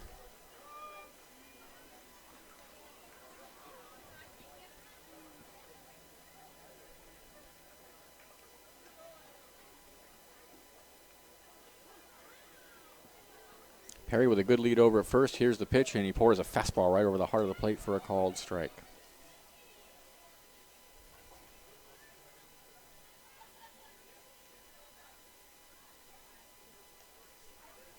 Oh, and 1. Throw to first, and the runner's back.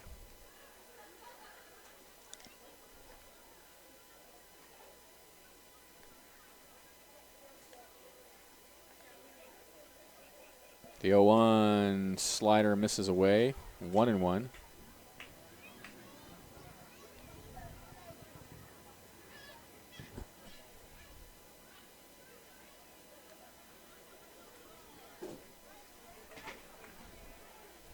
The 1-1 way outside and all the way to the backstop, and that's going to allow Perry to go to second on the wild pitch.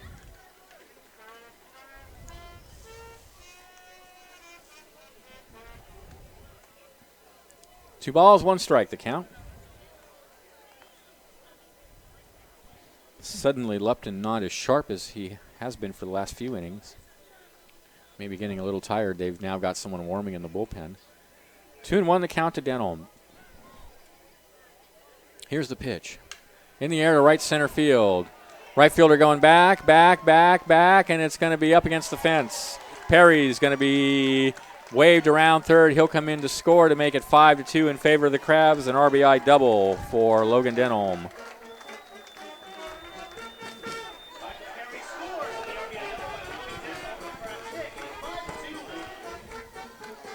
Here's Reynolds. 0 for 2. Fly to center, line out to second. Now batting third baseman number 28, Ryan Reynolds. So Denholm out at second, still nobody out. A run is across here for the Crabs to get them 3-run lead. Here's the pitch. Breaking pitch, misses down and away.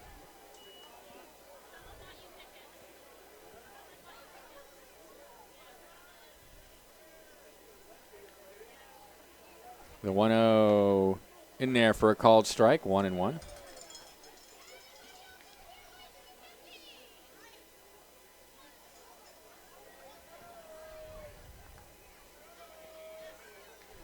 And now Lupton steps off and gestures towards second.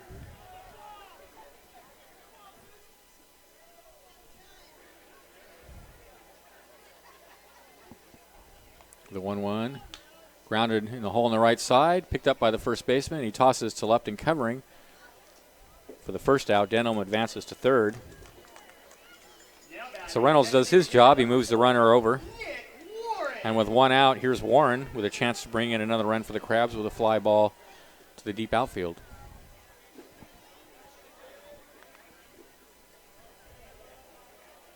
Warren tonight has walked and been caught looking. Colt 45s have the infield in on the grass to cut off the run at home. Here's the pitch. Fastball down and away. 5-2 now in favor of the Crabs.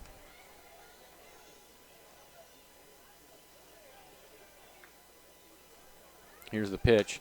Line at second base, 2 away.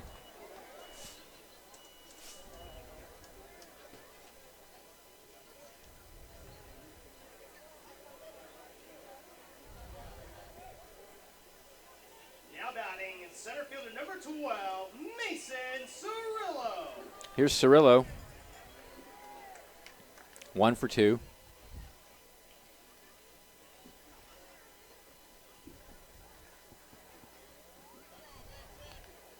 And the pitch, breaking pitch, down low, 1-0.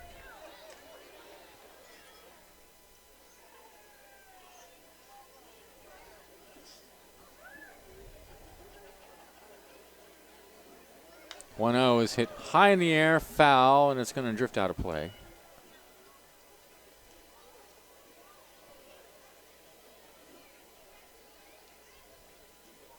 One and one is now the count.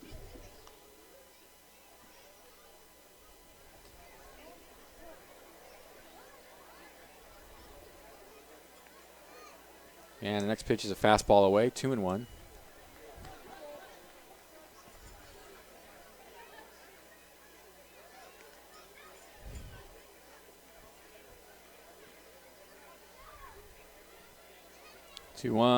Breaking pitch misses away, 3-1.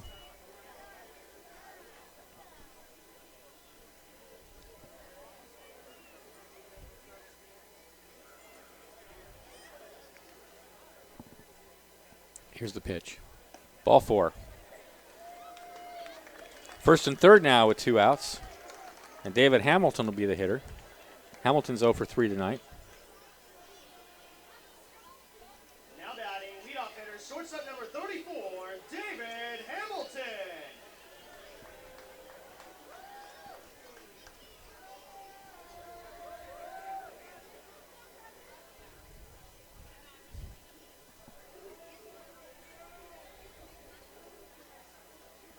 And the first pitch to Hamilton is lined in the left field, sinking liner, but the left fielder is right there to get it for out number 3.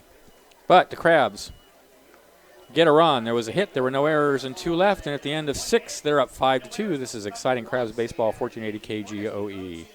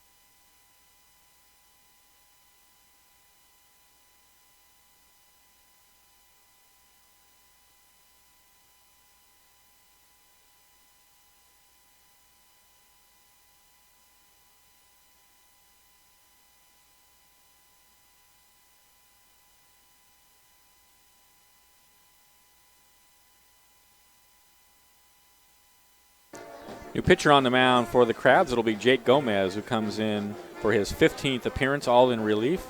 He has a record of 0-1, an ERA of 5.28, 15 1/3 innings pitched. He's given up 20 hits, 9 earned runs, 4 walks, and 13 strikeouts.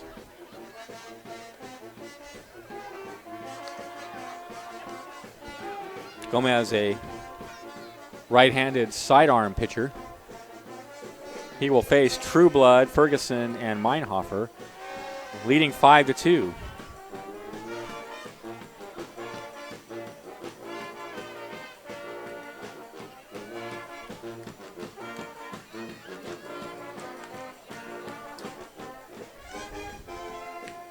Top of the 7th inning.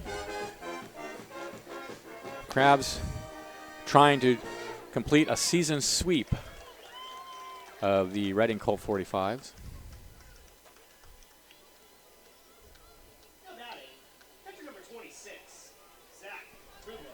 Here's True Blood. 0 for 2 tonight.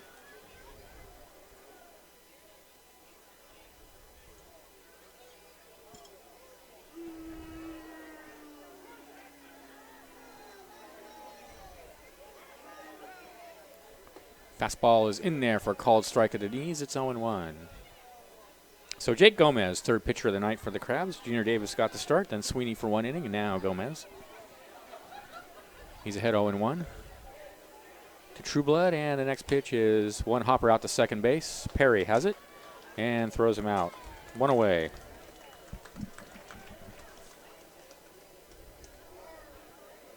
Here's Ferguson, second baseman. He's 0 for 2.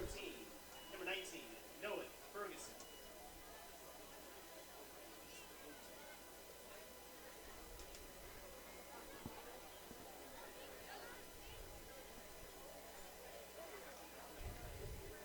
And there's a fastball on the outside corner for a called strike.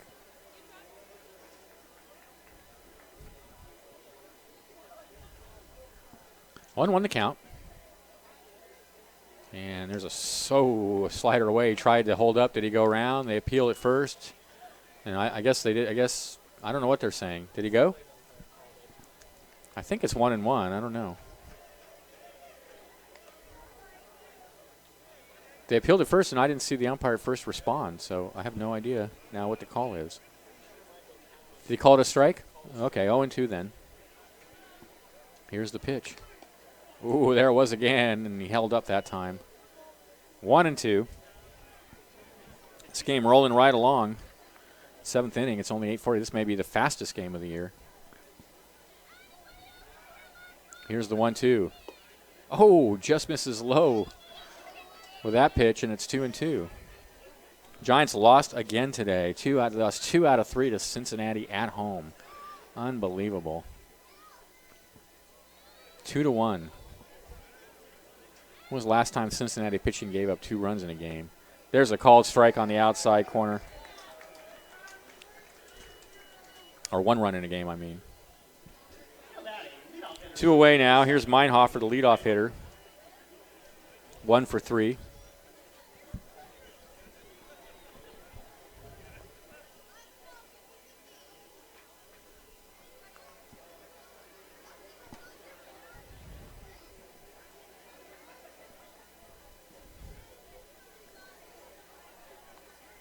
And the pitch. Fastball right down the middle for a called strike.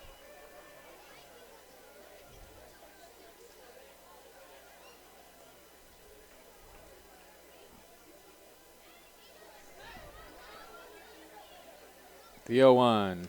Swung on a missed, 0-2.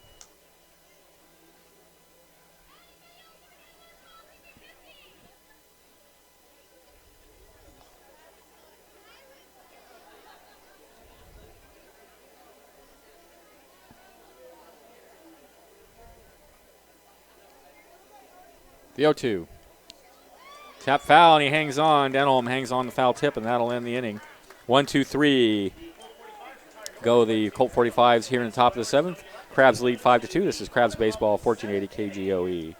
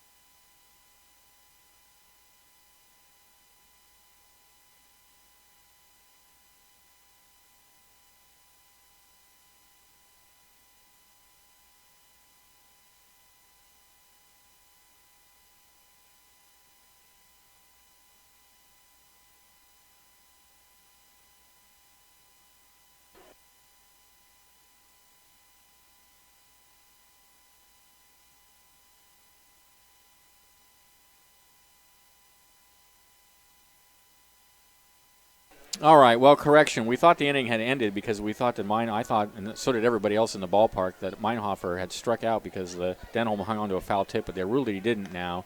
And so the top of the seventh has not ended. The next pitch from Gomez misses away. It's 2-2 now. So there's 2 outs, nobody on, and the count's 2-2 to Meinhofer. We were actually going into the seventh inning stretch. They were about to sing the Take Me Out to the Ball Game, and it was announced that the inning was not over. So there's a one hopper out in the right field for a base hit.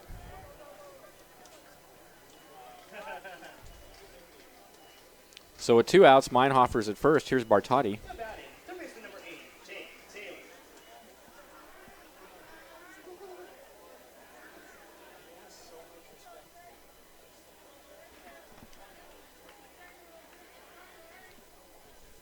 This is Bartotti. Correction. First baseman number 9, Jared Bertotti. Here's the pitch. Fastball misses down and away. Yeah, I marked a strikeout already. So I went down. Screwed us all. 1-0 count. Here's the pitch. Misses down low, 2-0.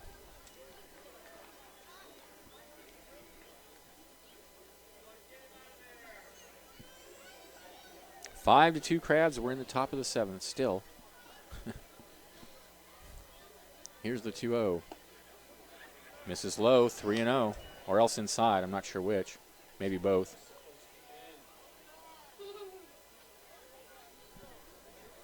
Three and 0 is the count.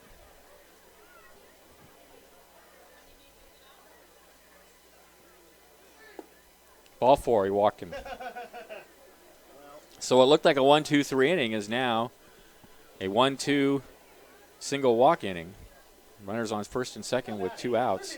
Here's Jake Taylor. Taylor tonight has singled in a run and walked twice. So they haven't gotten him out yet.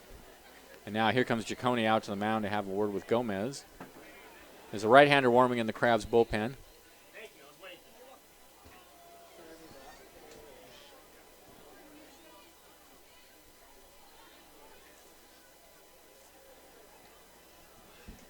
And kind of a long conversation out there now. Crabs thought they had ended the inning. They'd all left the field. But it turns out Denholm did not hang on to that foul tip. That would have been the third strike on Meinhofer.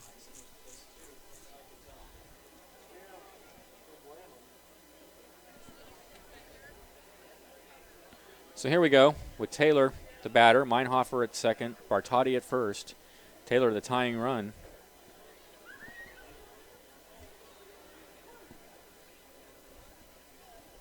Gomez looks in, gets the sign, sets, looks out at second, and deals right down the middle for a called strike.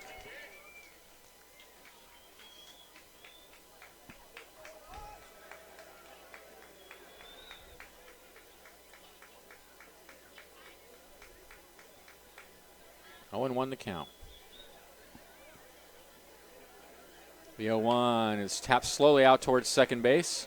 Coming in on it is Perry. Throw to first. Barehand play. Good job. That'll end the inning. So the inning does finally end. No runs, a hit, no errors. 2 left. And at the end of 6.5, it's 5-2 in favor of the Crabs. This is exciting Crabs baseball. 1480 KGOE.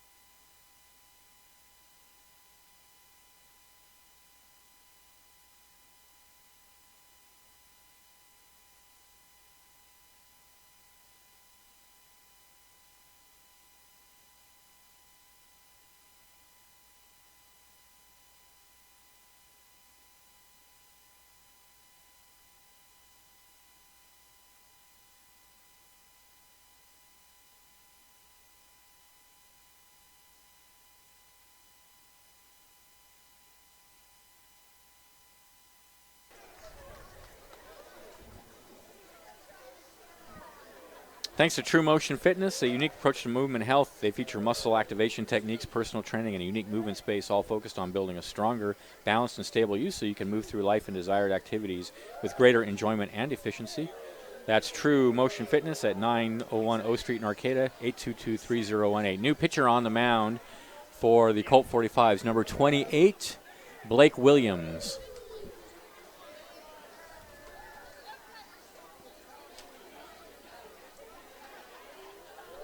So Blake, For the Reading Colt 45's from Santa Rosa Junior College, number 28, Blake Williams.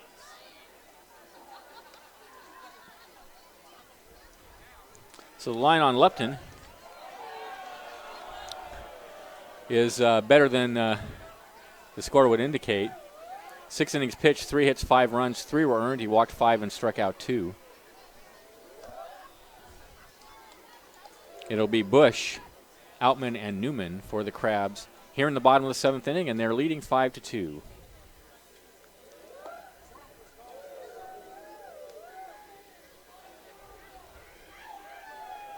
Logan Bush tonight has walked, hit into a fielder's choice, and flied out to center. Now batting for the Corral. Reading got a run in the first, and the Crabs came up with 2 in the bottom of the first. They got 2 more in the second. Reading got another one in the top of the 4th. Crabs got another one in the bottom of the 6th, bottom of the 6th. And so they lead 5-2. Here's Bush batting left-handed against the right-hander Williams. And he rocks, and the high leg kick, and there's a fastball that misses, I guess, high.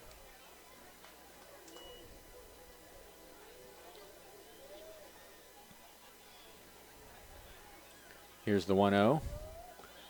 Down low, 2-0. Already in the 7th inning, and it's not even 9 o'clock yet. This game just moving at a rather brisk pace. 2-0 pitch. Fouled out of play.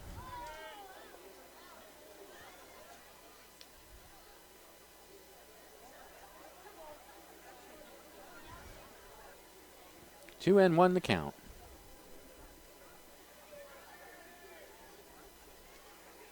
Here's the pitch.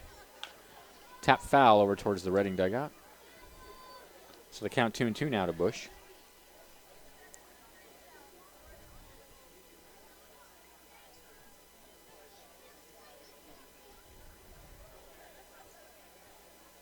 The 2-2 fouled up against the screen.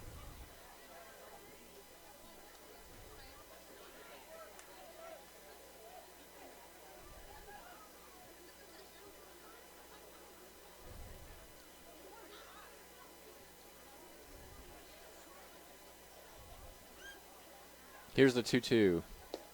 Ooh, misses just low, and the count goes full.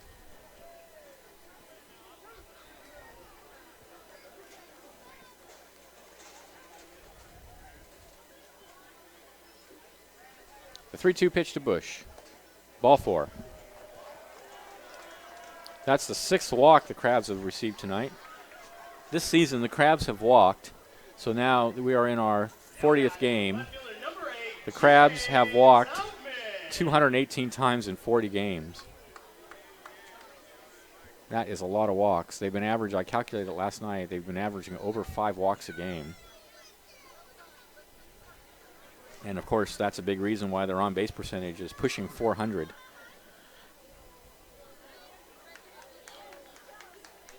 So Bush over at first, short lead. Here's Outman, and a throw over there, and Bush dives back safely. Outman is 0 for 2 with a sacrifice fly.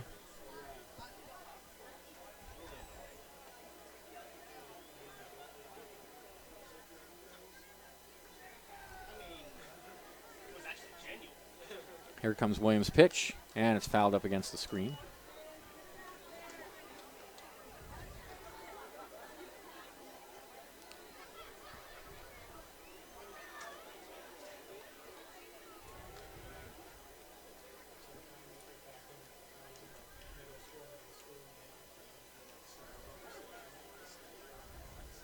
Oh, yeah. 0-1 the count, and the pitch misses high with a fastball. A ball and a strike now to Outman. Newman on deck.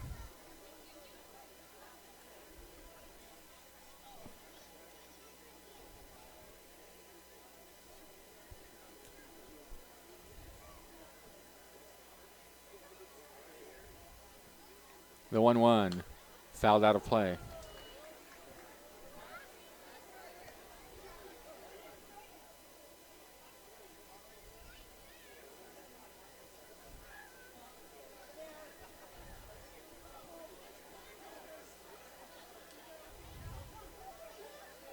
One and two to count.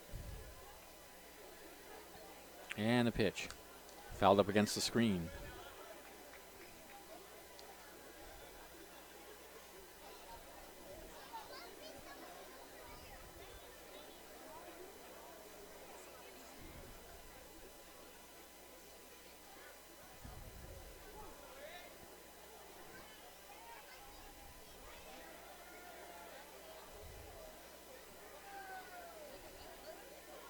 The 1-2. Fouled out of play.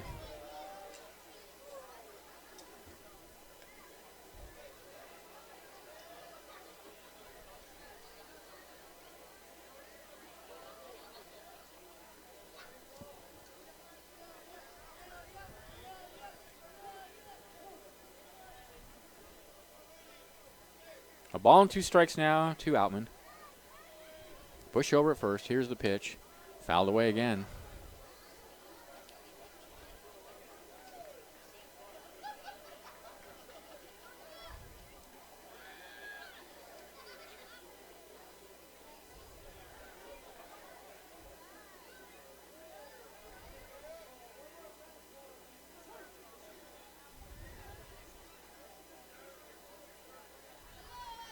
One, two. He taps it foul. So good at bat for Outman, hanging in there, fouling off some good pitches.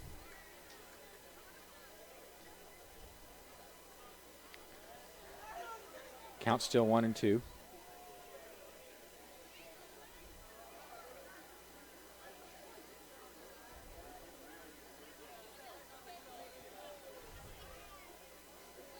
Here's the pitch. In the dirt, 2-2.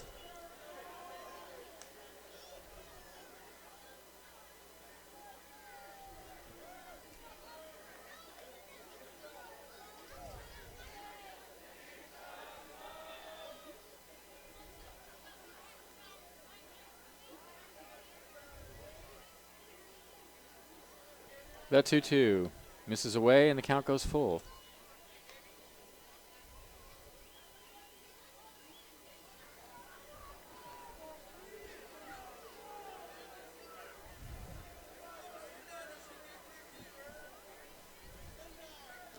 Bush takes his lead. Williams sets and comes home 3-2. There's a grounder out to second. Should be 2. Over to second for 1, and he's going to bobble at second, so that'll be all they get. Meinhofer couldn't make the transfer. So it's a fielder's choice. Outman aboard now with 1 out. Here's Newman. First baseman number 6, Jason Newman.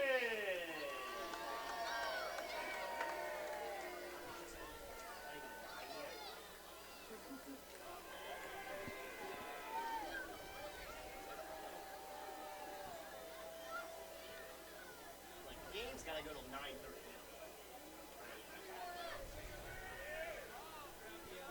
Newman tonight is 1 for 3. Hits a hard grounder out to second. This should be 2. He tosses to shortstop, back to first, and inning over.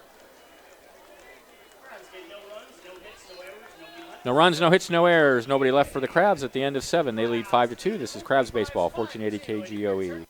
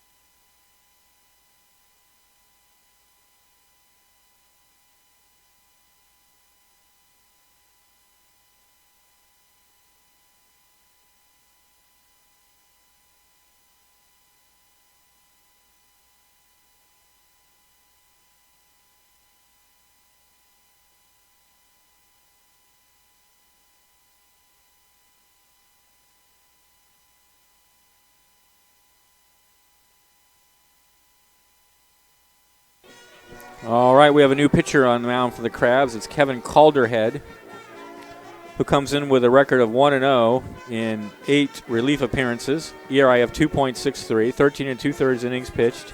He's given up 10 hits, 4 earned runs, walked 6, and struck out 9.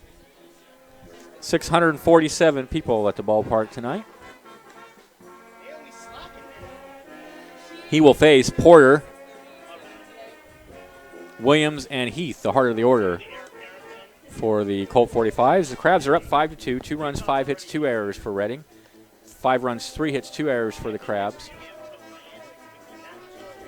Reading has left 7 runners on base tonight. Crabs have left 5.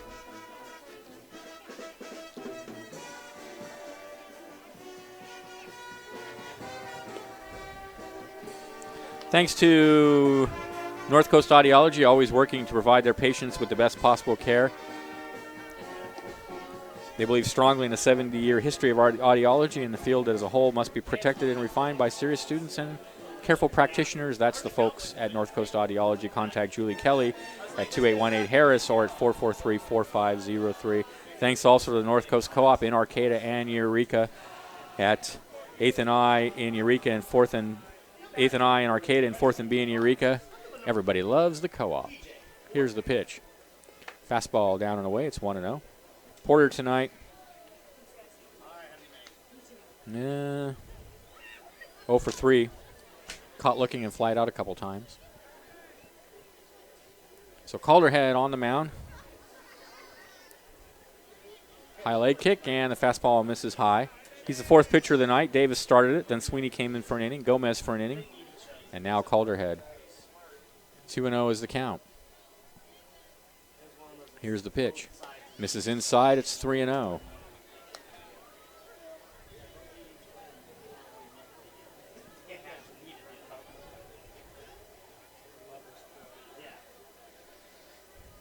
Top of the 8th inning. 3-0 the count. Ball 4. So he walks Porter on 4 straight pitches to lead off the 8th. And here's Ryan Williams. Williams tonight is 1 for 4.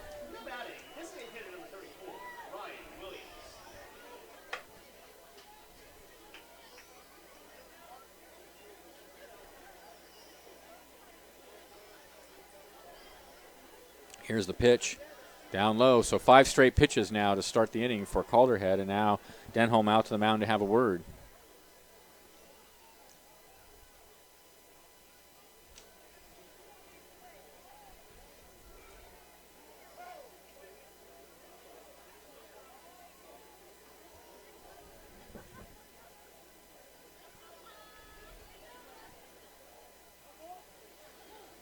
So 1-0 to Williams. Here's the pitch. Misses high again. 2-0.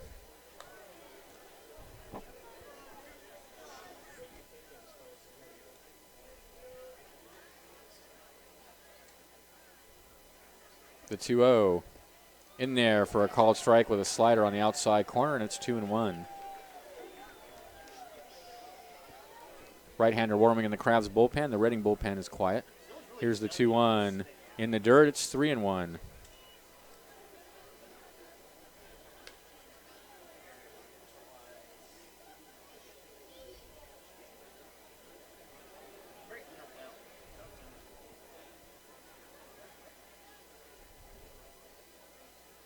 Three-one pitch.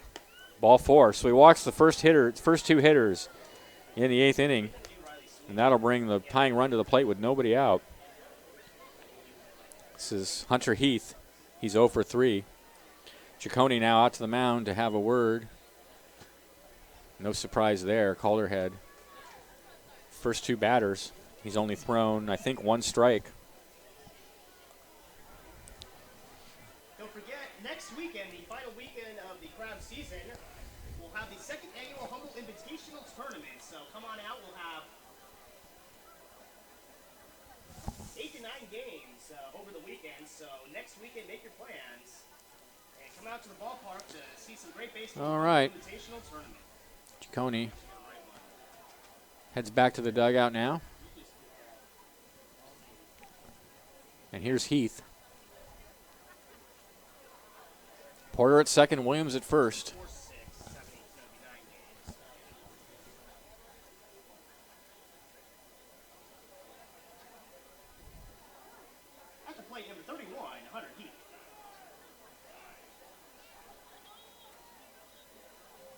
And the pitch.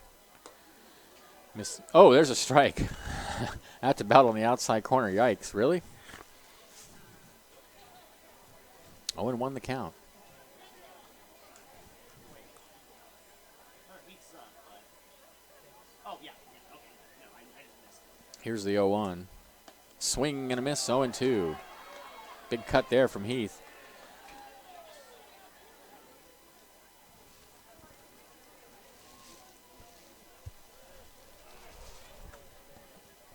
Oh, and 2 the count.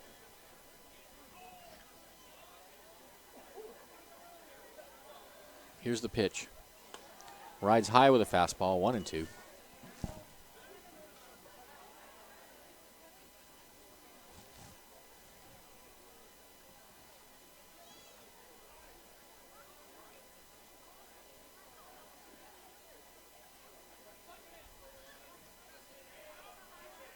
From the set, Calderhead looks out at second and comes home 1-2. There's a breaking pitch fouled out of play. Thank you.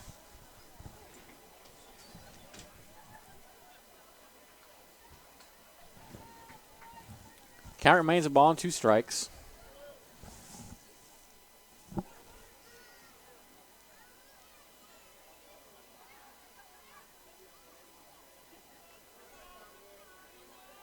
Here's the pitch. Fastball fouled out of play.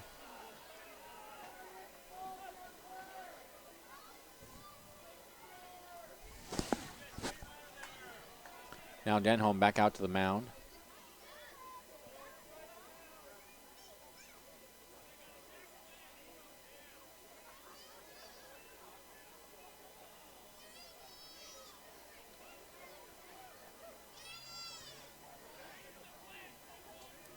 Okay, a ball and 2 strikes is the count.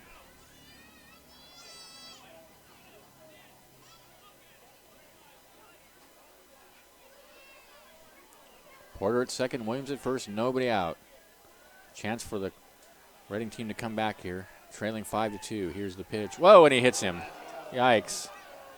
Well, 2 walks and a hit batter loads the bases now with nobody out, and Calderhead in a heap of trouble and showing no signs Number 27, Chandler Anderson. of settling down. Here comes Fisher, and that's going to be it for Calderhead, I suspect. That pitch wasn't even close. I mean, that hit him. I mean, yeah, that's done. Calderhead's done. So, not what the Crabs had in mind now. The bases loaded, nobody out. Big spot in the game. And we'll see who the new pitcher is going to be for the Crabs.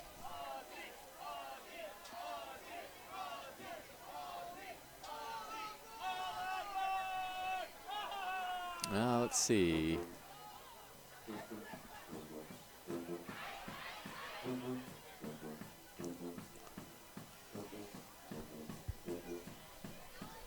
Trying to get a number here.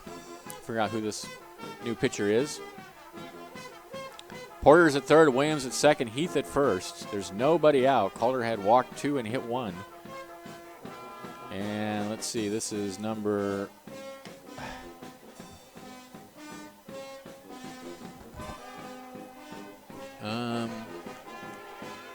I think it's Watland.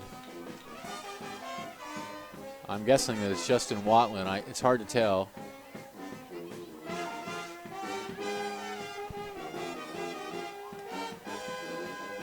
It is. It's Justin Watland.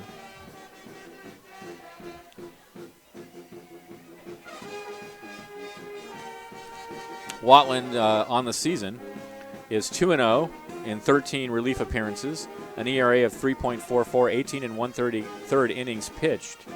He's walked 6 and struck out 13 and given up 7 earned runs.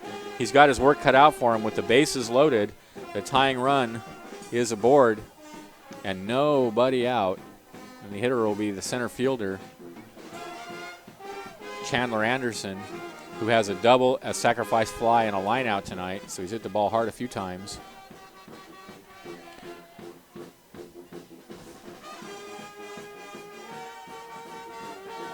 All right, here we go.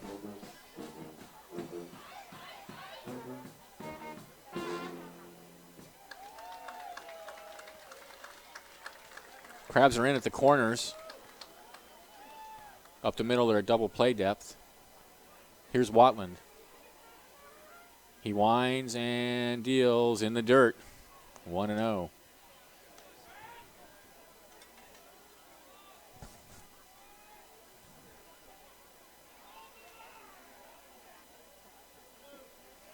The 1-0 pitch. In the air to left center field. That's trouble. That is going to drop. One run is in. Here comes Williams. Here comes Heath. On his way to third is the hitter, and he'll be in there with a stand-up triple and a bases clearing triple, and they have just tied the game. Run scored on a triple by Chandler Anderson. The game is tied at 5. And we are tied at 5. So a 3-run triple. That ball was smashed into the gap.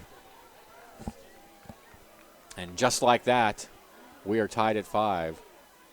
So now the Crabs are going to have to bring the infield in on the grass to get the Anderson at home. It's Trueblood will be the hitter. Trueblood tonight, 0 for 3.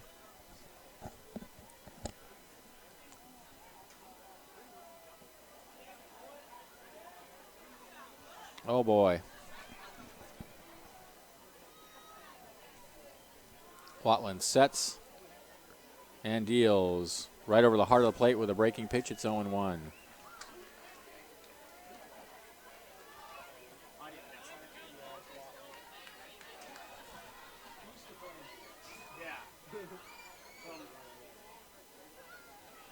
The 0-1 to Trueblood. Misses away, 1-1.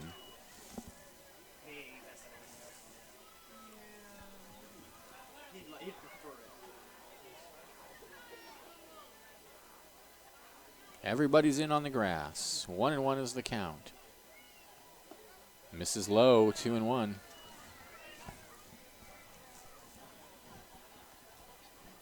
Still nobody out.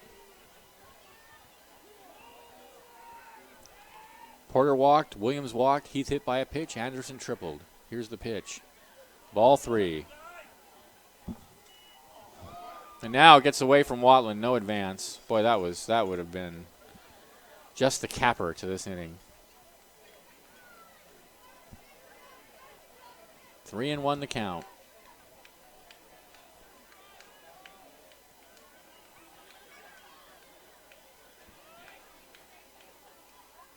Here's the pitch. Balk. Did he call a balk? No, he called it a strike. I don't know what's going on. He called timeout, then he called it a strike, then he called how can he call it a strike if it's a balk? So he balked the runner home, but the umpire called the pitch a strike. How is that possible? I'll just say take the strike off and see. Well, I didn't put a strike on, Yeah. so I'm just leaving it the same.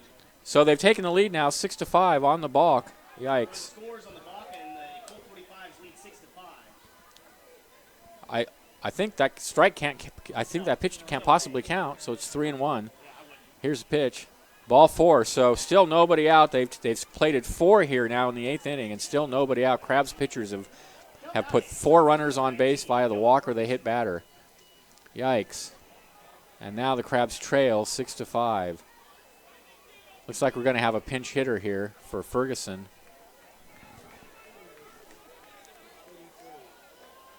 33 is his number. Sean Sutton is going to be the hitter.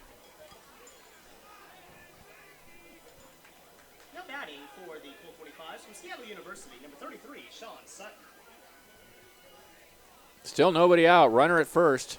Colt 45's have already got 4. There's a strike at the knees. It's 0-1. Trueblood. And now another ball gets away from Watland. Wow. No advance. Suddenly, what was a 5-2 lead has been squandered. Squandered is the word. 6-5, and they'll go ahead run scored on a balk. Here's the pitch. Ground ball to second. Should be 2. Perry will have to go to first. It was hit too slowly. Trueblood goes to second on the play. Wow, that really quieted the fans down here in the ballpark. Yikes. Now batting, leadoff hitter, shortstop number 7. Here's Meinhofer, 2 for 4. That's only the first out. Still only 1 out. Trueblood out at second. They've already plated 4 to take a 6-5 lead. Yeah, Lee Jacob, Jason Here's the pitch. Fastball in there on the inside corner for a called strike. 0-1.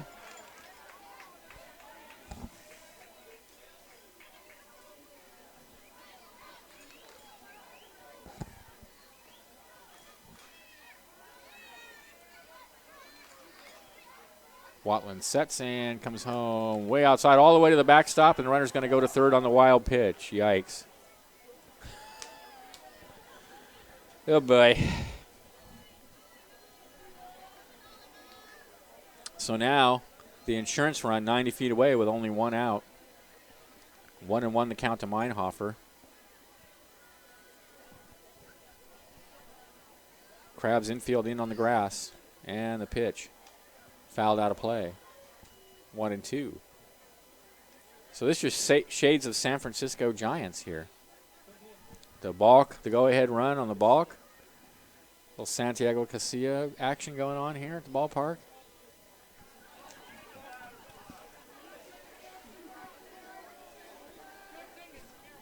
One and two the count. Watland's pitch. Down low, 2-2.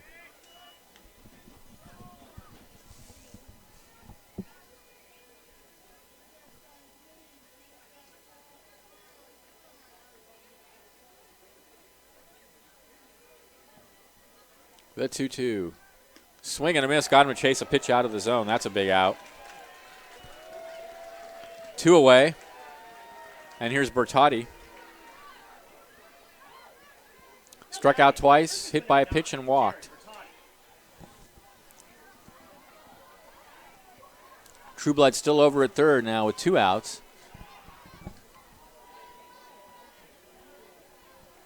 And here's Watland's pitch. And it's all the way to the backstop. Here comes the runner, and he will score on the wild pitch. Yikes. 7-5. Wow.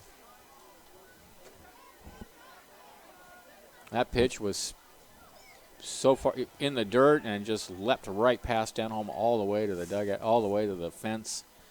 No chance to get the runner at home. Here's the pitch. Fastball on the outside corner. It's 1-1. So 5 runs here in the 8th inning for the Colt 45's, and they now lead 7-5. Here's the pitch. In the dirt. 2-1.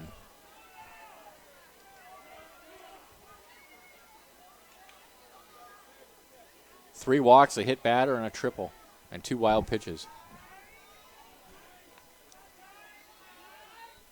The 2-1. Bunts it foul. 2-2 the count. Bertotti trying to get cute there. A little cocky up 7-5, huh? 2-2 the count. And the pitch. Ground ball out to second.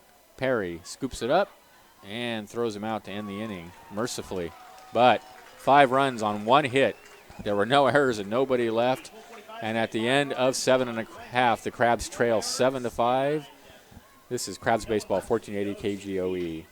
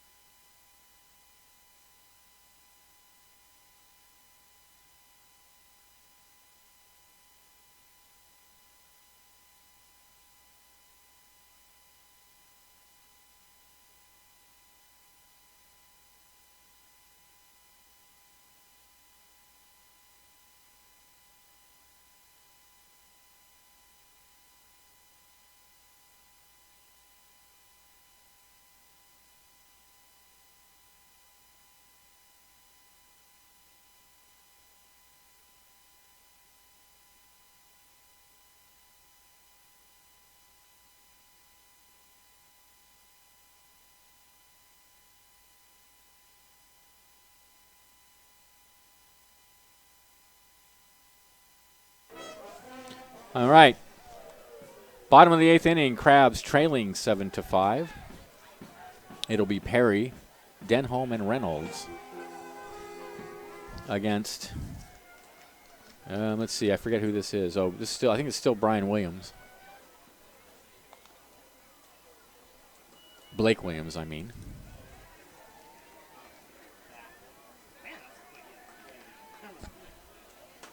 Now batting for the Correct. So here's Perry. Third baseman number 22, Michael Perry. 2 walks and a ground out. He's also scored a run. He squares to bunt and takes the pitch high.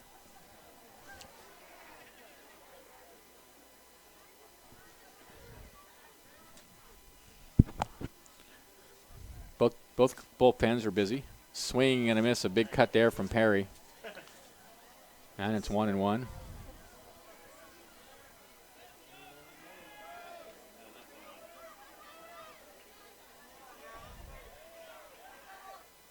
The 1-1. Grounder over to first. Bertotti will take it to the bag himself. 1 away. Now batting, catcher number 3, Logan Denholm. Here's Logan Denholm. I fear this may be my fault. I did bring a broom to the ballpark tonight and displayed it prominently out in front of the press box, and I fear I may have motivated the Colt 45's to avoid getting swept. Oh, well. Here's Denholm. 1 for 3. Here's the pitch. Breaking pitch on the outside corner. It's 0-1.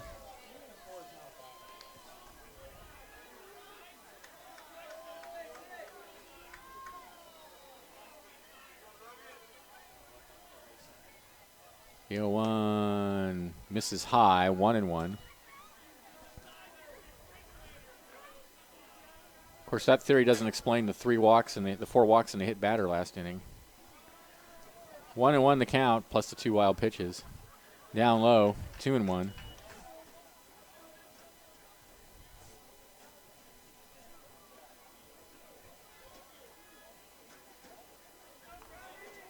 One out, nobody on. Bottom of the 8th. Crabs need 2. Here's the pitch. Fastball on the outside corner. Good pitch. 2-2.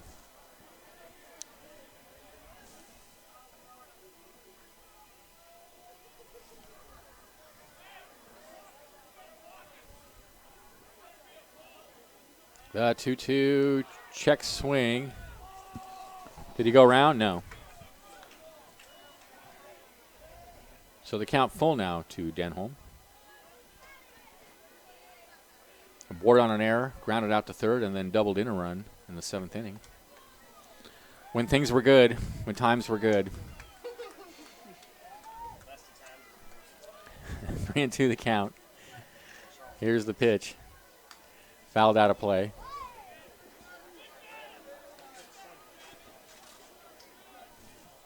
Suddenly gotten much colder here at the ballpark. And darker. 3-2 the count. Fouled out of play.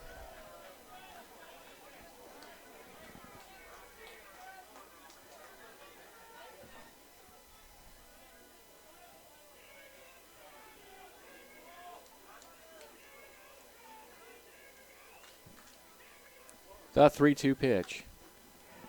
Hit foul over towards the Crabs dugout. So the count remains 3 balls, 2 strikes.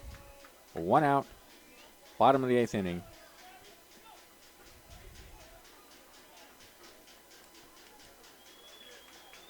And the pitch. Swing and a miss. Did he foul it? He fouled it up against the backstop. So the count stays full.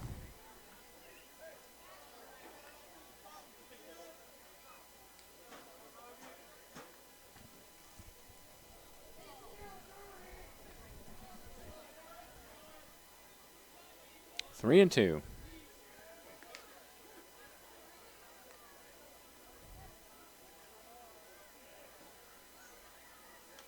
Fouled up against the screen again. So Denholm, tenacious up there.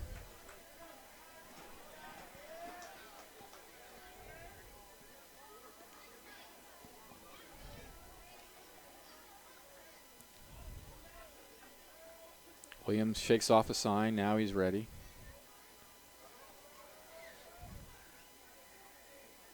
And he comes home. Lined right at second base, 2 away. Ryan Reynolds will be the batter. Reynolds 0 for 3. Now batting, third baseman number 28, Ryan Reynolds.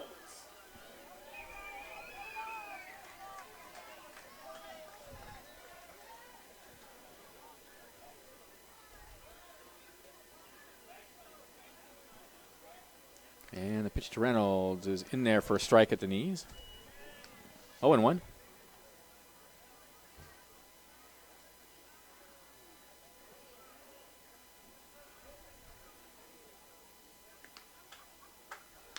Ground ball over to first base. He's going to toss to the pitcher covering, and he dropped, and it gets past him. That's going to be an error on Williams. The toss was to Williams. He just couldn't get it. It was a little bit over his head, but not so much that he couldn't field it. So it'll be an error on the pitcher. I'd say it's first baseman because it was. Well, you're not the official scorer, are you? I'm just giving my opinion on it. Now batting, designated hitter number 4, Nick Warren. So Reynolds aboard with 2 outs. That's a break for the Crabs. That's how I saw it. All right, everybody wants to say it's an error on the first baseman. Fine. I still didn't think it was that bad a throw, but okay. So here's Warren.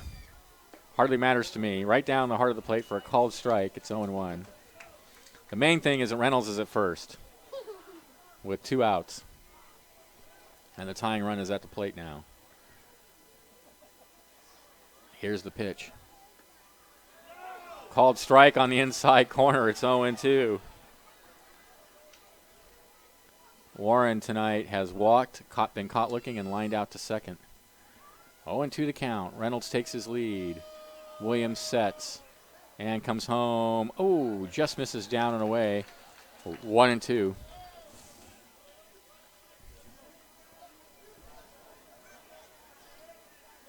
Seven to 5, Reading. Bottom of the 8th inning, 2 outs. Here's the pitch. In the air to shallow right field. Right center fielder going out. Right fielder coming in, and he'll have it for the 3rd out of the inning. There were no runs. There were no hits. There was an error and a runner left. And at the end of 8, 7 to 5 in favor of the Reading Colt 45's. This is Crabs Baseball, 1480 KGOE.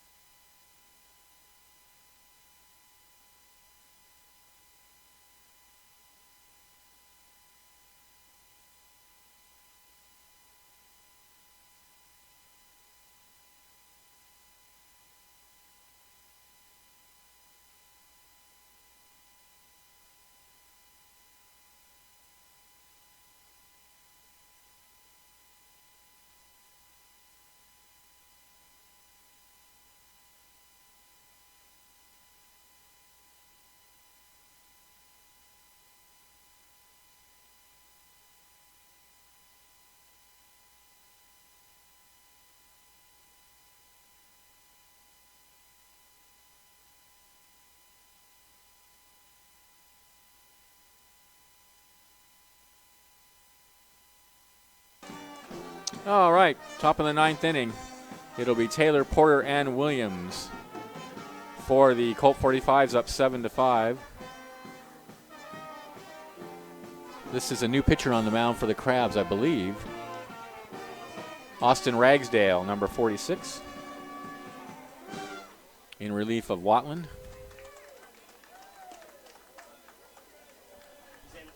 Fifth pitcher of the night for the Crabs. So Austin Ragsdale. Now pitching for the Crabs, number 46, Austin Ragsdale.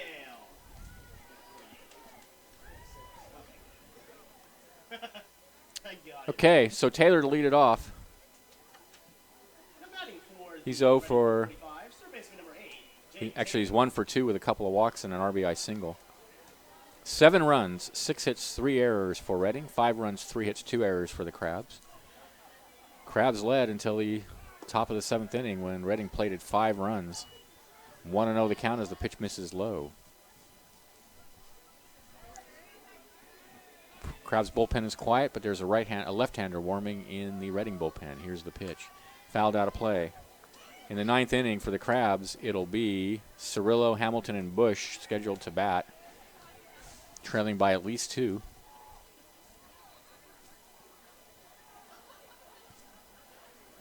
A ball and a strike to count. And the next pitch is a fastball on the outside corner. 1-2 now to Taylor.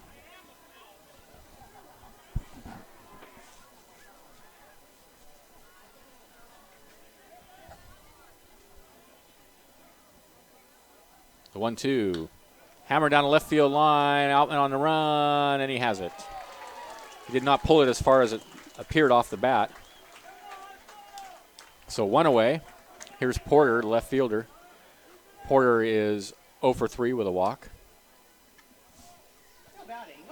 In fact, it was Porter's walk in the 8th inning that led off that was the beginning of that 5-run rally. Porter walked, Williams walked, Heath hit by a pitch, Anderson, the big blow, the triple. There's a slow hopper out towards short. Hamilton picks it up, bobbles, throws to first, in time. Nice play. 2 away.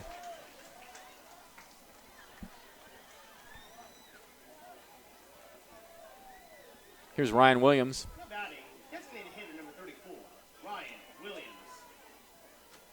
1 for 3. 2 runs scored tonight. Here's the pitch. Hits one in the air to center field. Cirillo going back on it. He's under it and has it for out number 3. So they go 1-2-3 in the 9th through the Colt 45's. They lead 7-5. Stay tuned. Bottom of the 9th coming up. Crabs need 2. This is Crabs Baseball, 1480 KGOE.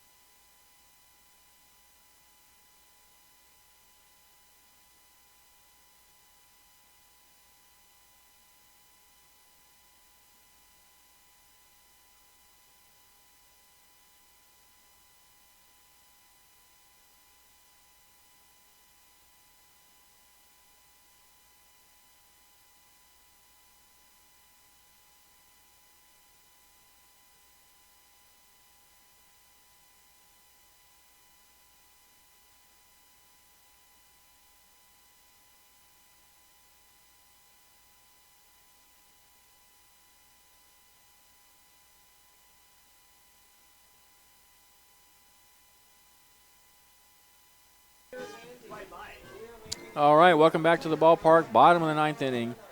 The Crabs will send Cirillo, Hamilton, and Bush to the plate, trailing by 2. We have a new pitcher on the mound for Reading. It's a left-hander, number 18, I believe, Seth Canine. I think his number is 18. Yes, that's 18, Canine. So he's the 3rd pitcher of the night for the Colt 45's.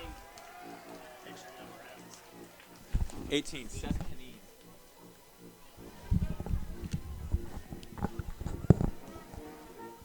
Mason Cirillo will lead it off. 1 for 2. He's got a single and a walk tonight. 7 runs, 6 hits, 3 errors for Reading. 5 runs, 3 hits, 2 errors for the Crabs.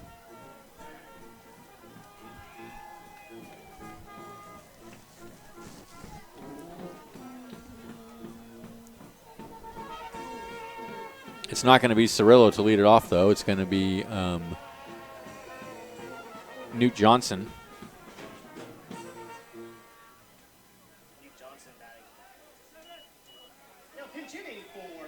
So Johnson will be the pinch hitter. Johnson comes into the game batting .260. .397 on base percentage, and there's a big swing and a miss. It's 0-1.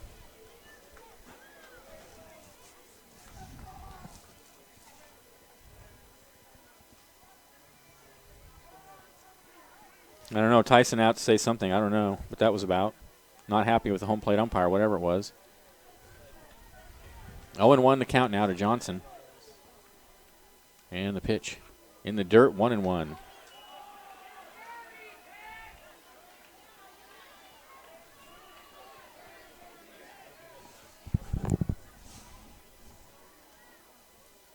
One and one the count.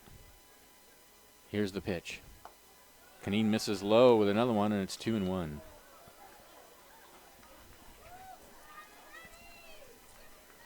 Johnson wants to be selective here to get on. The 2-1 pitch. Foul tips that one. 2-2.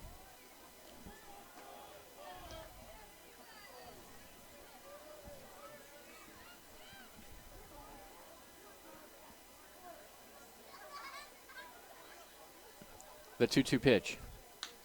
Check swing, and he hits it down to third.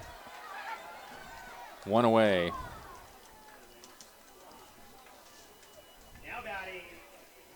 So that all-important first out is recorded. And here's David Hamilton. Hamilton tonight is 0 for 4.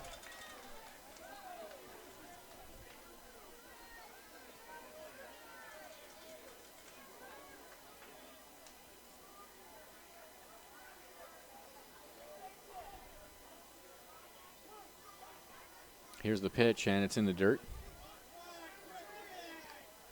1-0, and now here comes the third base coach, and Tyson Fisher out, and they're complaining because I think what they're complaining is that and Tyson just bumped the home plate umpire. That's not going to fly too well, and now they're really hot out there at home plate, and I'm not sure what I think it's about. This has happened a few times tonight where he calls time, and then the pitch comes in, and then suddenly it's not time or whatever. I don't know. That pitch was a ball, and then he called it no pitch, I think, is what happened. And Tyson is smoking hot out there.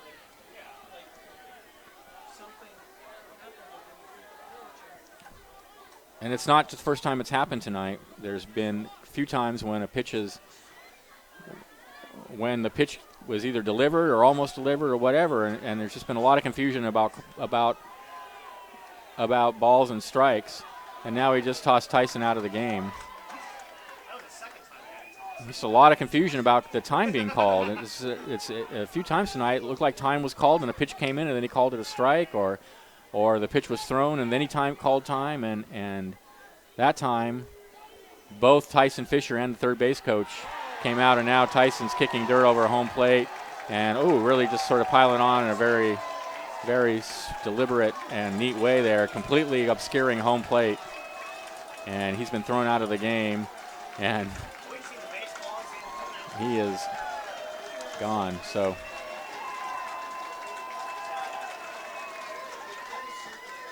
all right, well, I don't think it was a pitch. The pitch came in, and it was in the dirt, and the home plate umpire, that's Michael Cowan, I guess called it a ball. I guess called it no pitch. It would have been ball one. And that precipitated a blowout. So here we go. Here's the pitch. There's a called strike on the outside corner. 0-1.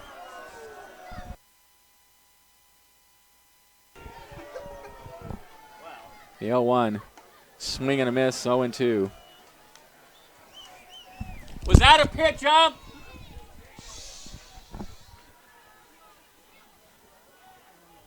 The 0-2. Misses down low, 1-2.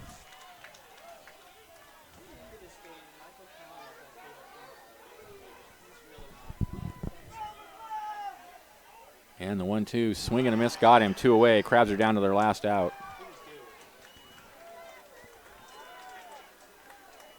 Now batting, right fielder number 27, Logan Bush.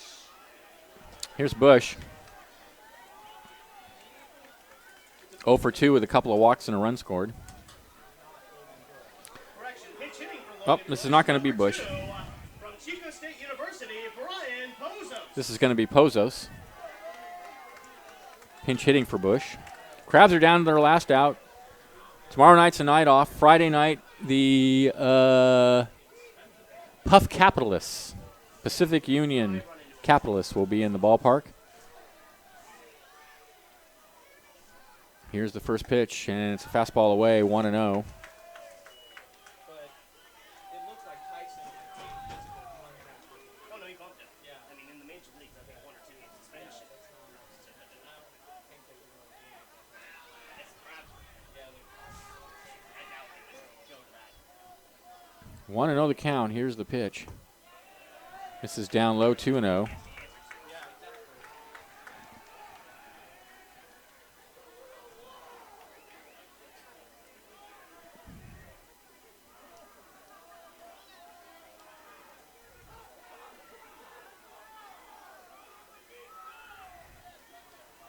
I'll probably just do a post game. Sands in there. Here's the 2-0. Swing and a miss, 2-1. 2 outs, nobody on. Bottom of the ninth. Crabs trail by 2. Yeah. Here's the 2-1. Swing and a miss, 2-2, and the Crabs are down now to their last strike. Yeah.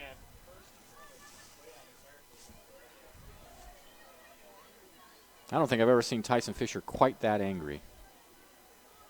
This is wild. 2-2 pitch. Misses high with a fastball, 3-2.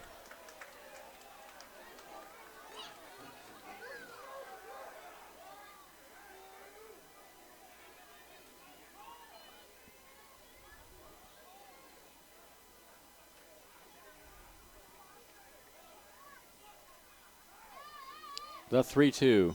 Swing and a miss, strike 3, ball game over. So for the Reading Colt 45's in the win, 7 runs, 6 hits, 3 errors. The win goes to Brandon. I think actually Blake Williams gets the win. And for the Crabs, in the loss, 5 runs, 3 hits, 2 errors.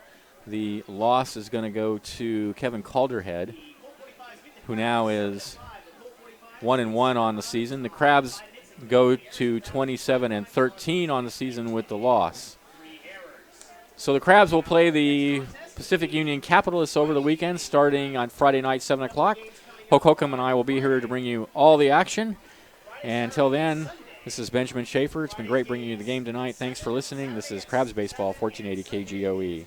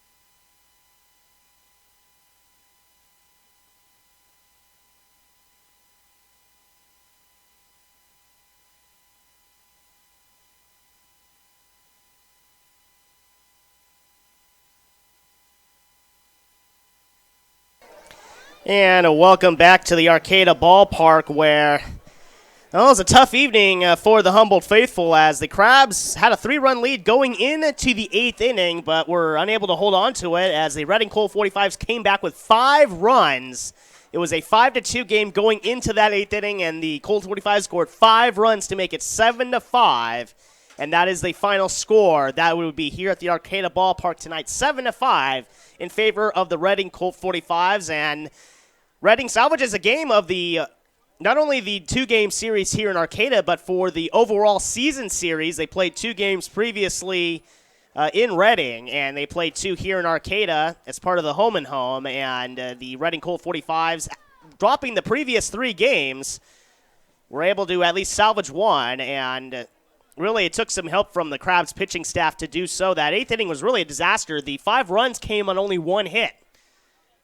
We had 4 walks and a hit batter that contributed. We'll get to that in just a second, exactly how that inning came about. But the Crabs seemed like they were well on their way to sweeping the Colt 45s for the season series. Just a reminder, a recap for how the season series has gone. The Crabs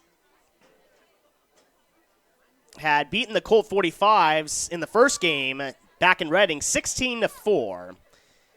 And then the second game was an 11-5 win, so they had a 2-0 advantage. And then a couple of weeks later, this week actually, that was about 2.5 weeks or so ago, but this week the Crabs seemed like they were going to continue piling it on as they had beaten the Reading Colt 45s last night by a score of 13-2. But as the game of baseball goes, it's a new day and a new game, and the Colt 45 certainly had that mentality, and throughout this game it appeared that it would not be the blowouts that the Crabs had enjoyed. The Colt 45s had kept the Crabs within striking distance and were able to wait for that one big inning, and again, the Crabs pitching staff aiding them in that effort as Kevin Calderhead picks up the loss for the Crabs again. Only 1 base hit managed, and that was a big one. It was a 3 RBI triple by Zach Trueblood. Otherwise, 4 walks and a hit batter. I should take it back. It was not Zach Trueblood. It was Chandler Anderson. Zach Trueblood also followed that up with a walk, but otherwise it was Chandler Anderson who hit the 3 RBI triple. DJ Porter, Ryan Williams both walked to lead off the inning. Hunter Heath then was hit by a pitch to load the bases, and Chandler Anderson came up and hit it into left center field, the deepest part of the ballpark, and at that point made it a 5-5 ball game.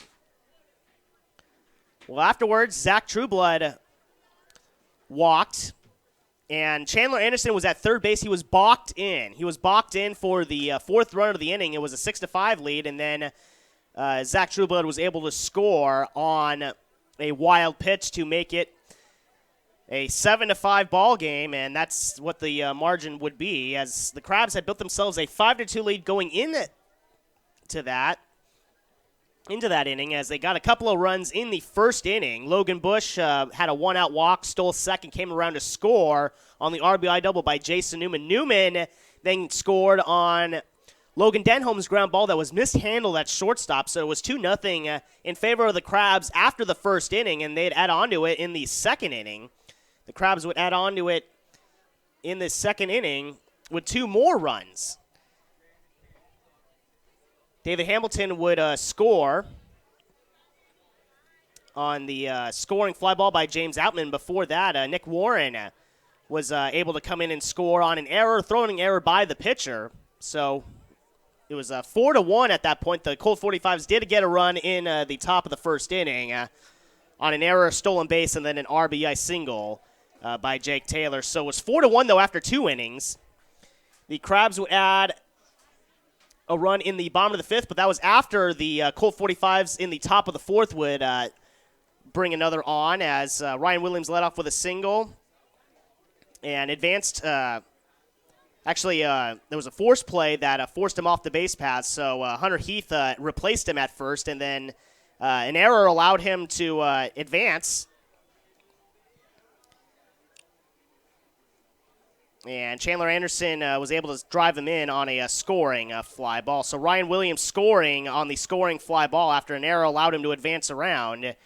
And at that point, it was 4-2. The Crabs would add one more run in that sixth inning, after Michael Perry led off with a walk, advanced on a wild pitch, an RBI double by Logan Denholm, sent him in to at that point make it 5-2, and then that disastrous eighth inning occurred for the Crabs as far as the pitching staff was concerned, and the Colt 45's were able to take advantage and take the lead and held on to win 7-5. That's the offensive performers for the Crabs, taking a look at them, and the Crabs only managed 3 base hits all game. And that was because of a lot of walks they received. So they had their chances, certainly, from the Colt 45's pitching staff. The Crabs walked 6 times tonight. 6 times. And were really unable to get more than 5 runs out of those 6 walks. They only got 3 base hits. David Hamilton 0 for 5, but he scored a run. Logan Bush 0 for 2, he scored a run. Jason Newman was 1 for 4 with an RBI and a run scored. Michael Perry 0 for 2 with a run scored. Logan Denholm 1 for 4 with a run batted in. Nick Warren 0 for 3 with a run scored. And Mason Cirillo went 1 for 2. And really, that's about it production-wise for the Crabs as far as their offense is concerned. Let's taking a look at the Reading Colt 45's offensive numbers. Mickey Meinhofer went 2 for 5 with a run scored. Jake Taylor 1 for 3 with an RBI. DJ Porter went 0 for 4, but he did score a run. And Ryan Williams went 1 for 4 and scored at 2 runs. Hunter Heath 0 for 3, but he did score a run. And Chandler Anderson had the big blow. Actually had 4 runs batted in today, 2 for 3. Including that bases clearing 3 RBI triple in the 8th inning to give the Colt 45's the lead. 2 for 3, 4 RBIs, and a run scored. And Zach Trueblood 0 for 3 with a run scored. Taking a look at the pitching numbers, first for the Crabs, Junior Davis pitched fairly well, went 5 innings, gave up 4 hits, 2 runs. Both of them were unearned, so 2 unearned runs. He also had 6 strikeouts and 2 walks. Riley Sweeney contributed a perfect 6th inning of relief. Jacob Gomez, a scoreless 7th inning, although he did give up a base hit and a walk. Kevin Calderhead really had a rough go of it out there. Did not record a single out in the 8th inning. Otherwise, he gave up 3 hits. Actually, no hits, and 3 runs. All of them are no base hits allowed by Kevin Calderhead. And he had 2 walks to go along with it. Justin Watland replaced him, and he gave up a hit. 2 runs, both of them earned, along with a walk and a strikeout. Austin Ragsdale pitched a scoreless, a perfect, 9th inning. Kevin Calderhead picks up the loss and goes to 1-1 on the season. Taking a look at the pitching numbers, Brandon Lupton was the starting pitcher for the Reading Colt 45's, went 6 innings, allowed 3 hits, 5 runs, but only 3 of them were earned, but he did walk 5 guys and strike out 2. And taking a look down on the rest of the pitching numbers for the Colt 45's, Blake Williams picks up the win. He went 2 innings and did not allow any hits or runs, only walked 1 batter. And looking at the final pitcher that came in and pitched the 9th inning for the save, as really did a great job shutting down the Crabs.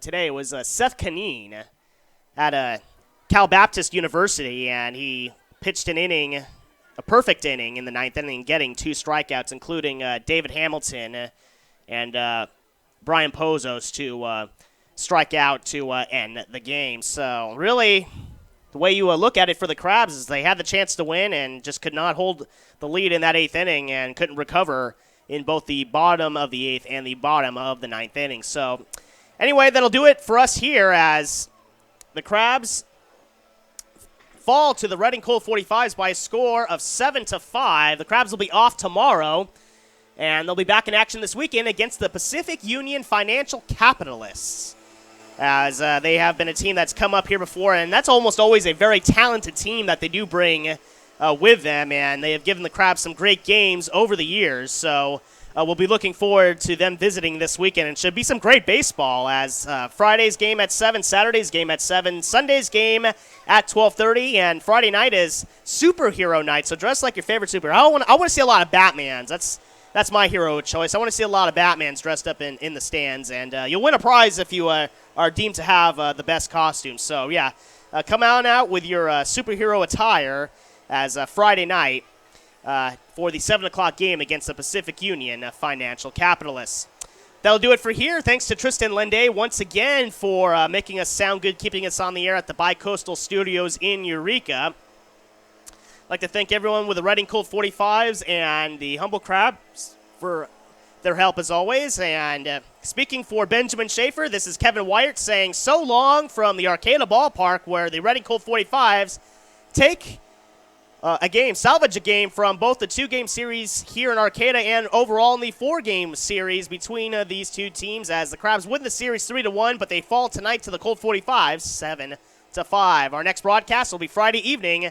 7 o'clock will be first pitch. The broadcast will start around 6:50, and gates will open at around 6 p.m. if you're coming to the ballpark, and dress like your favorite superhero when you arrive.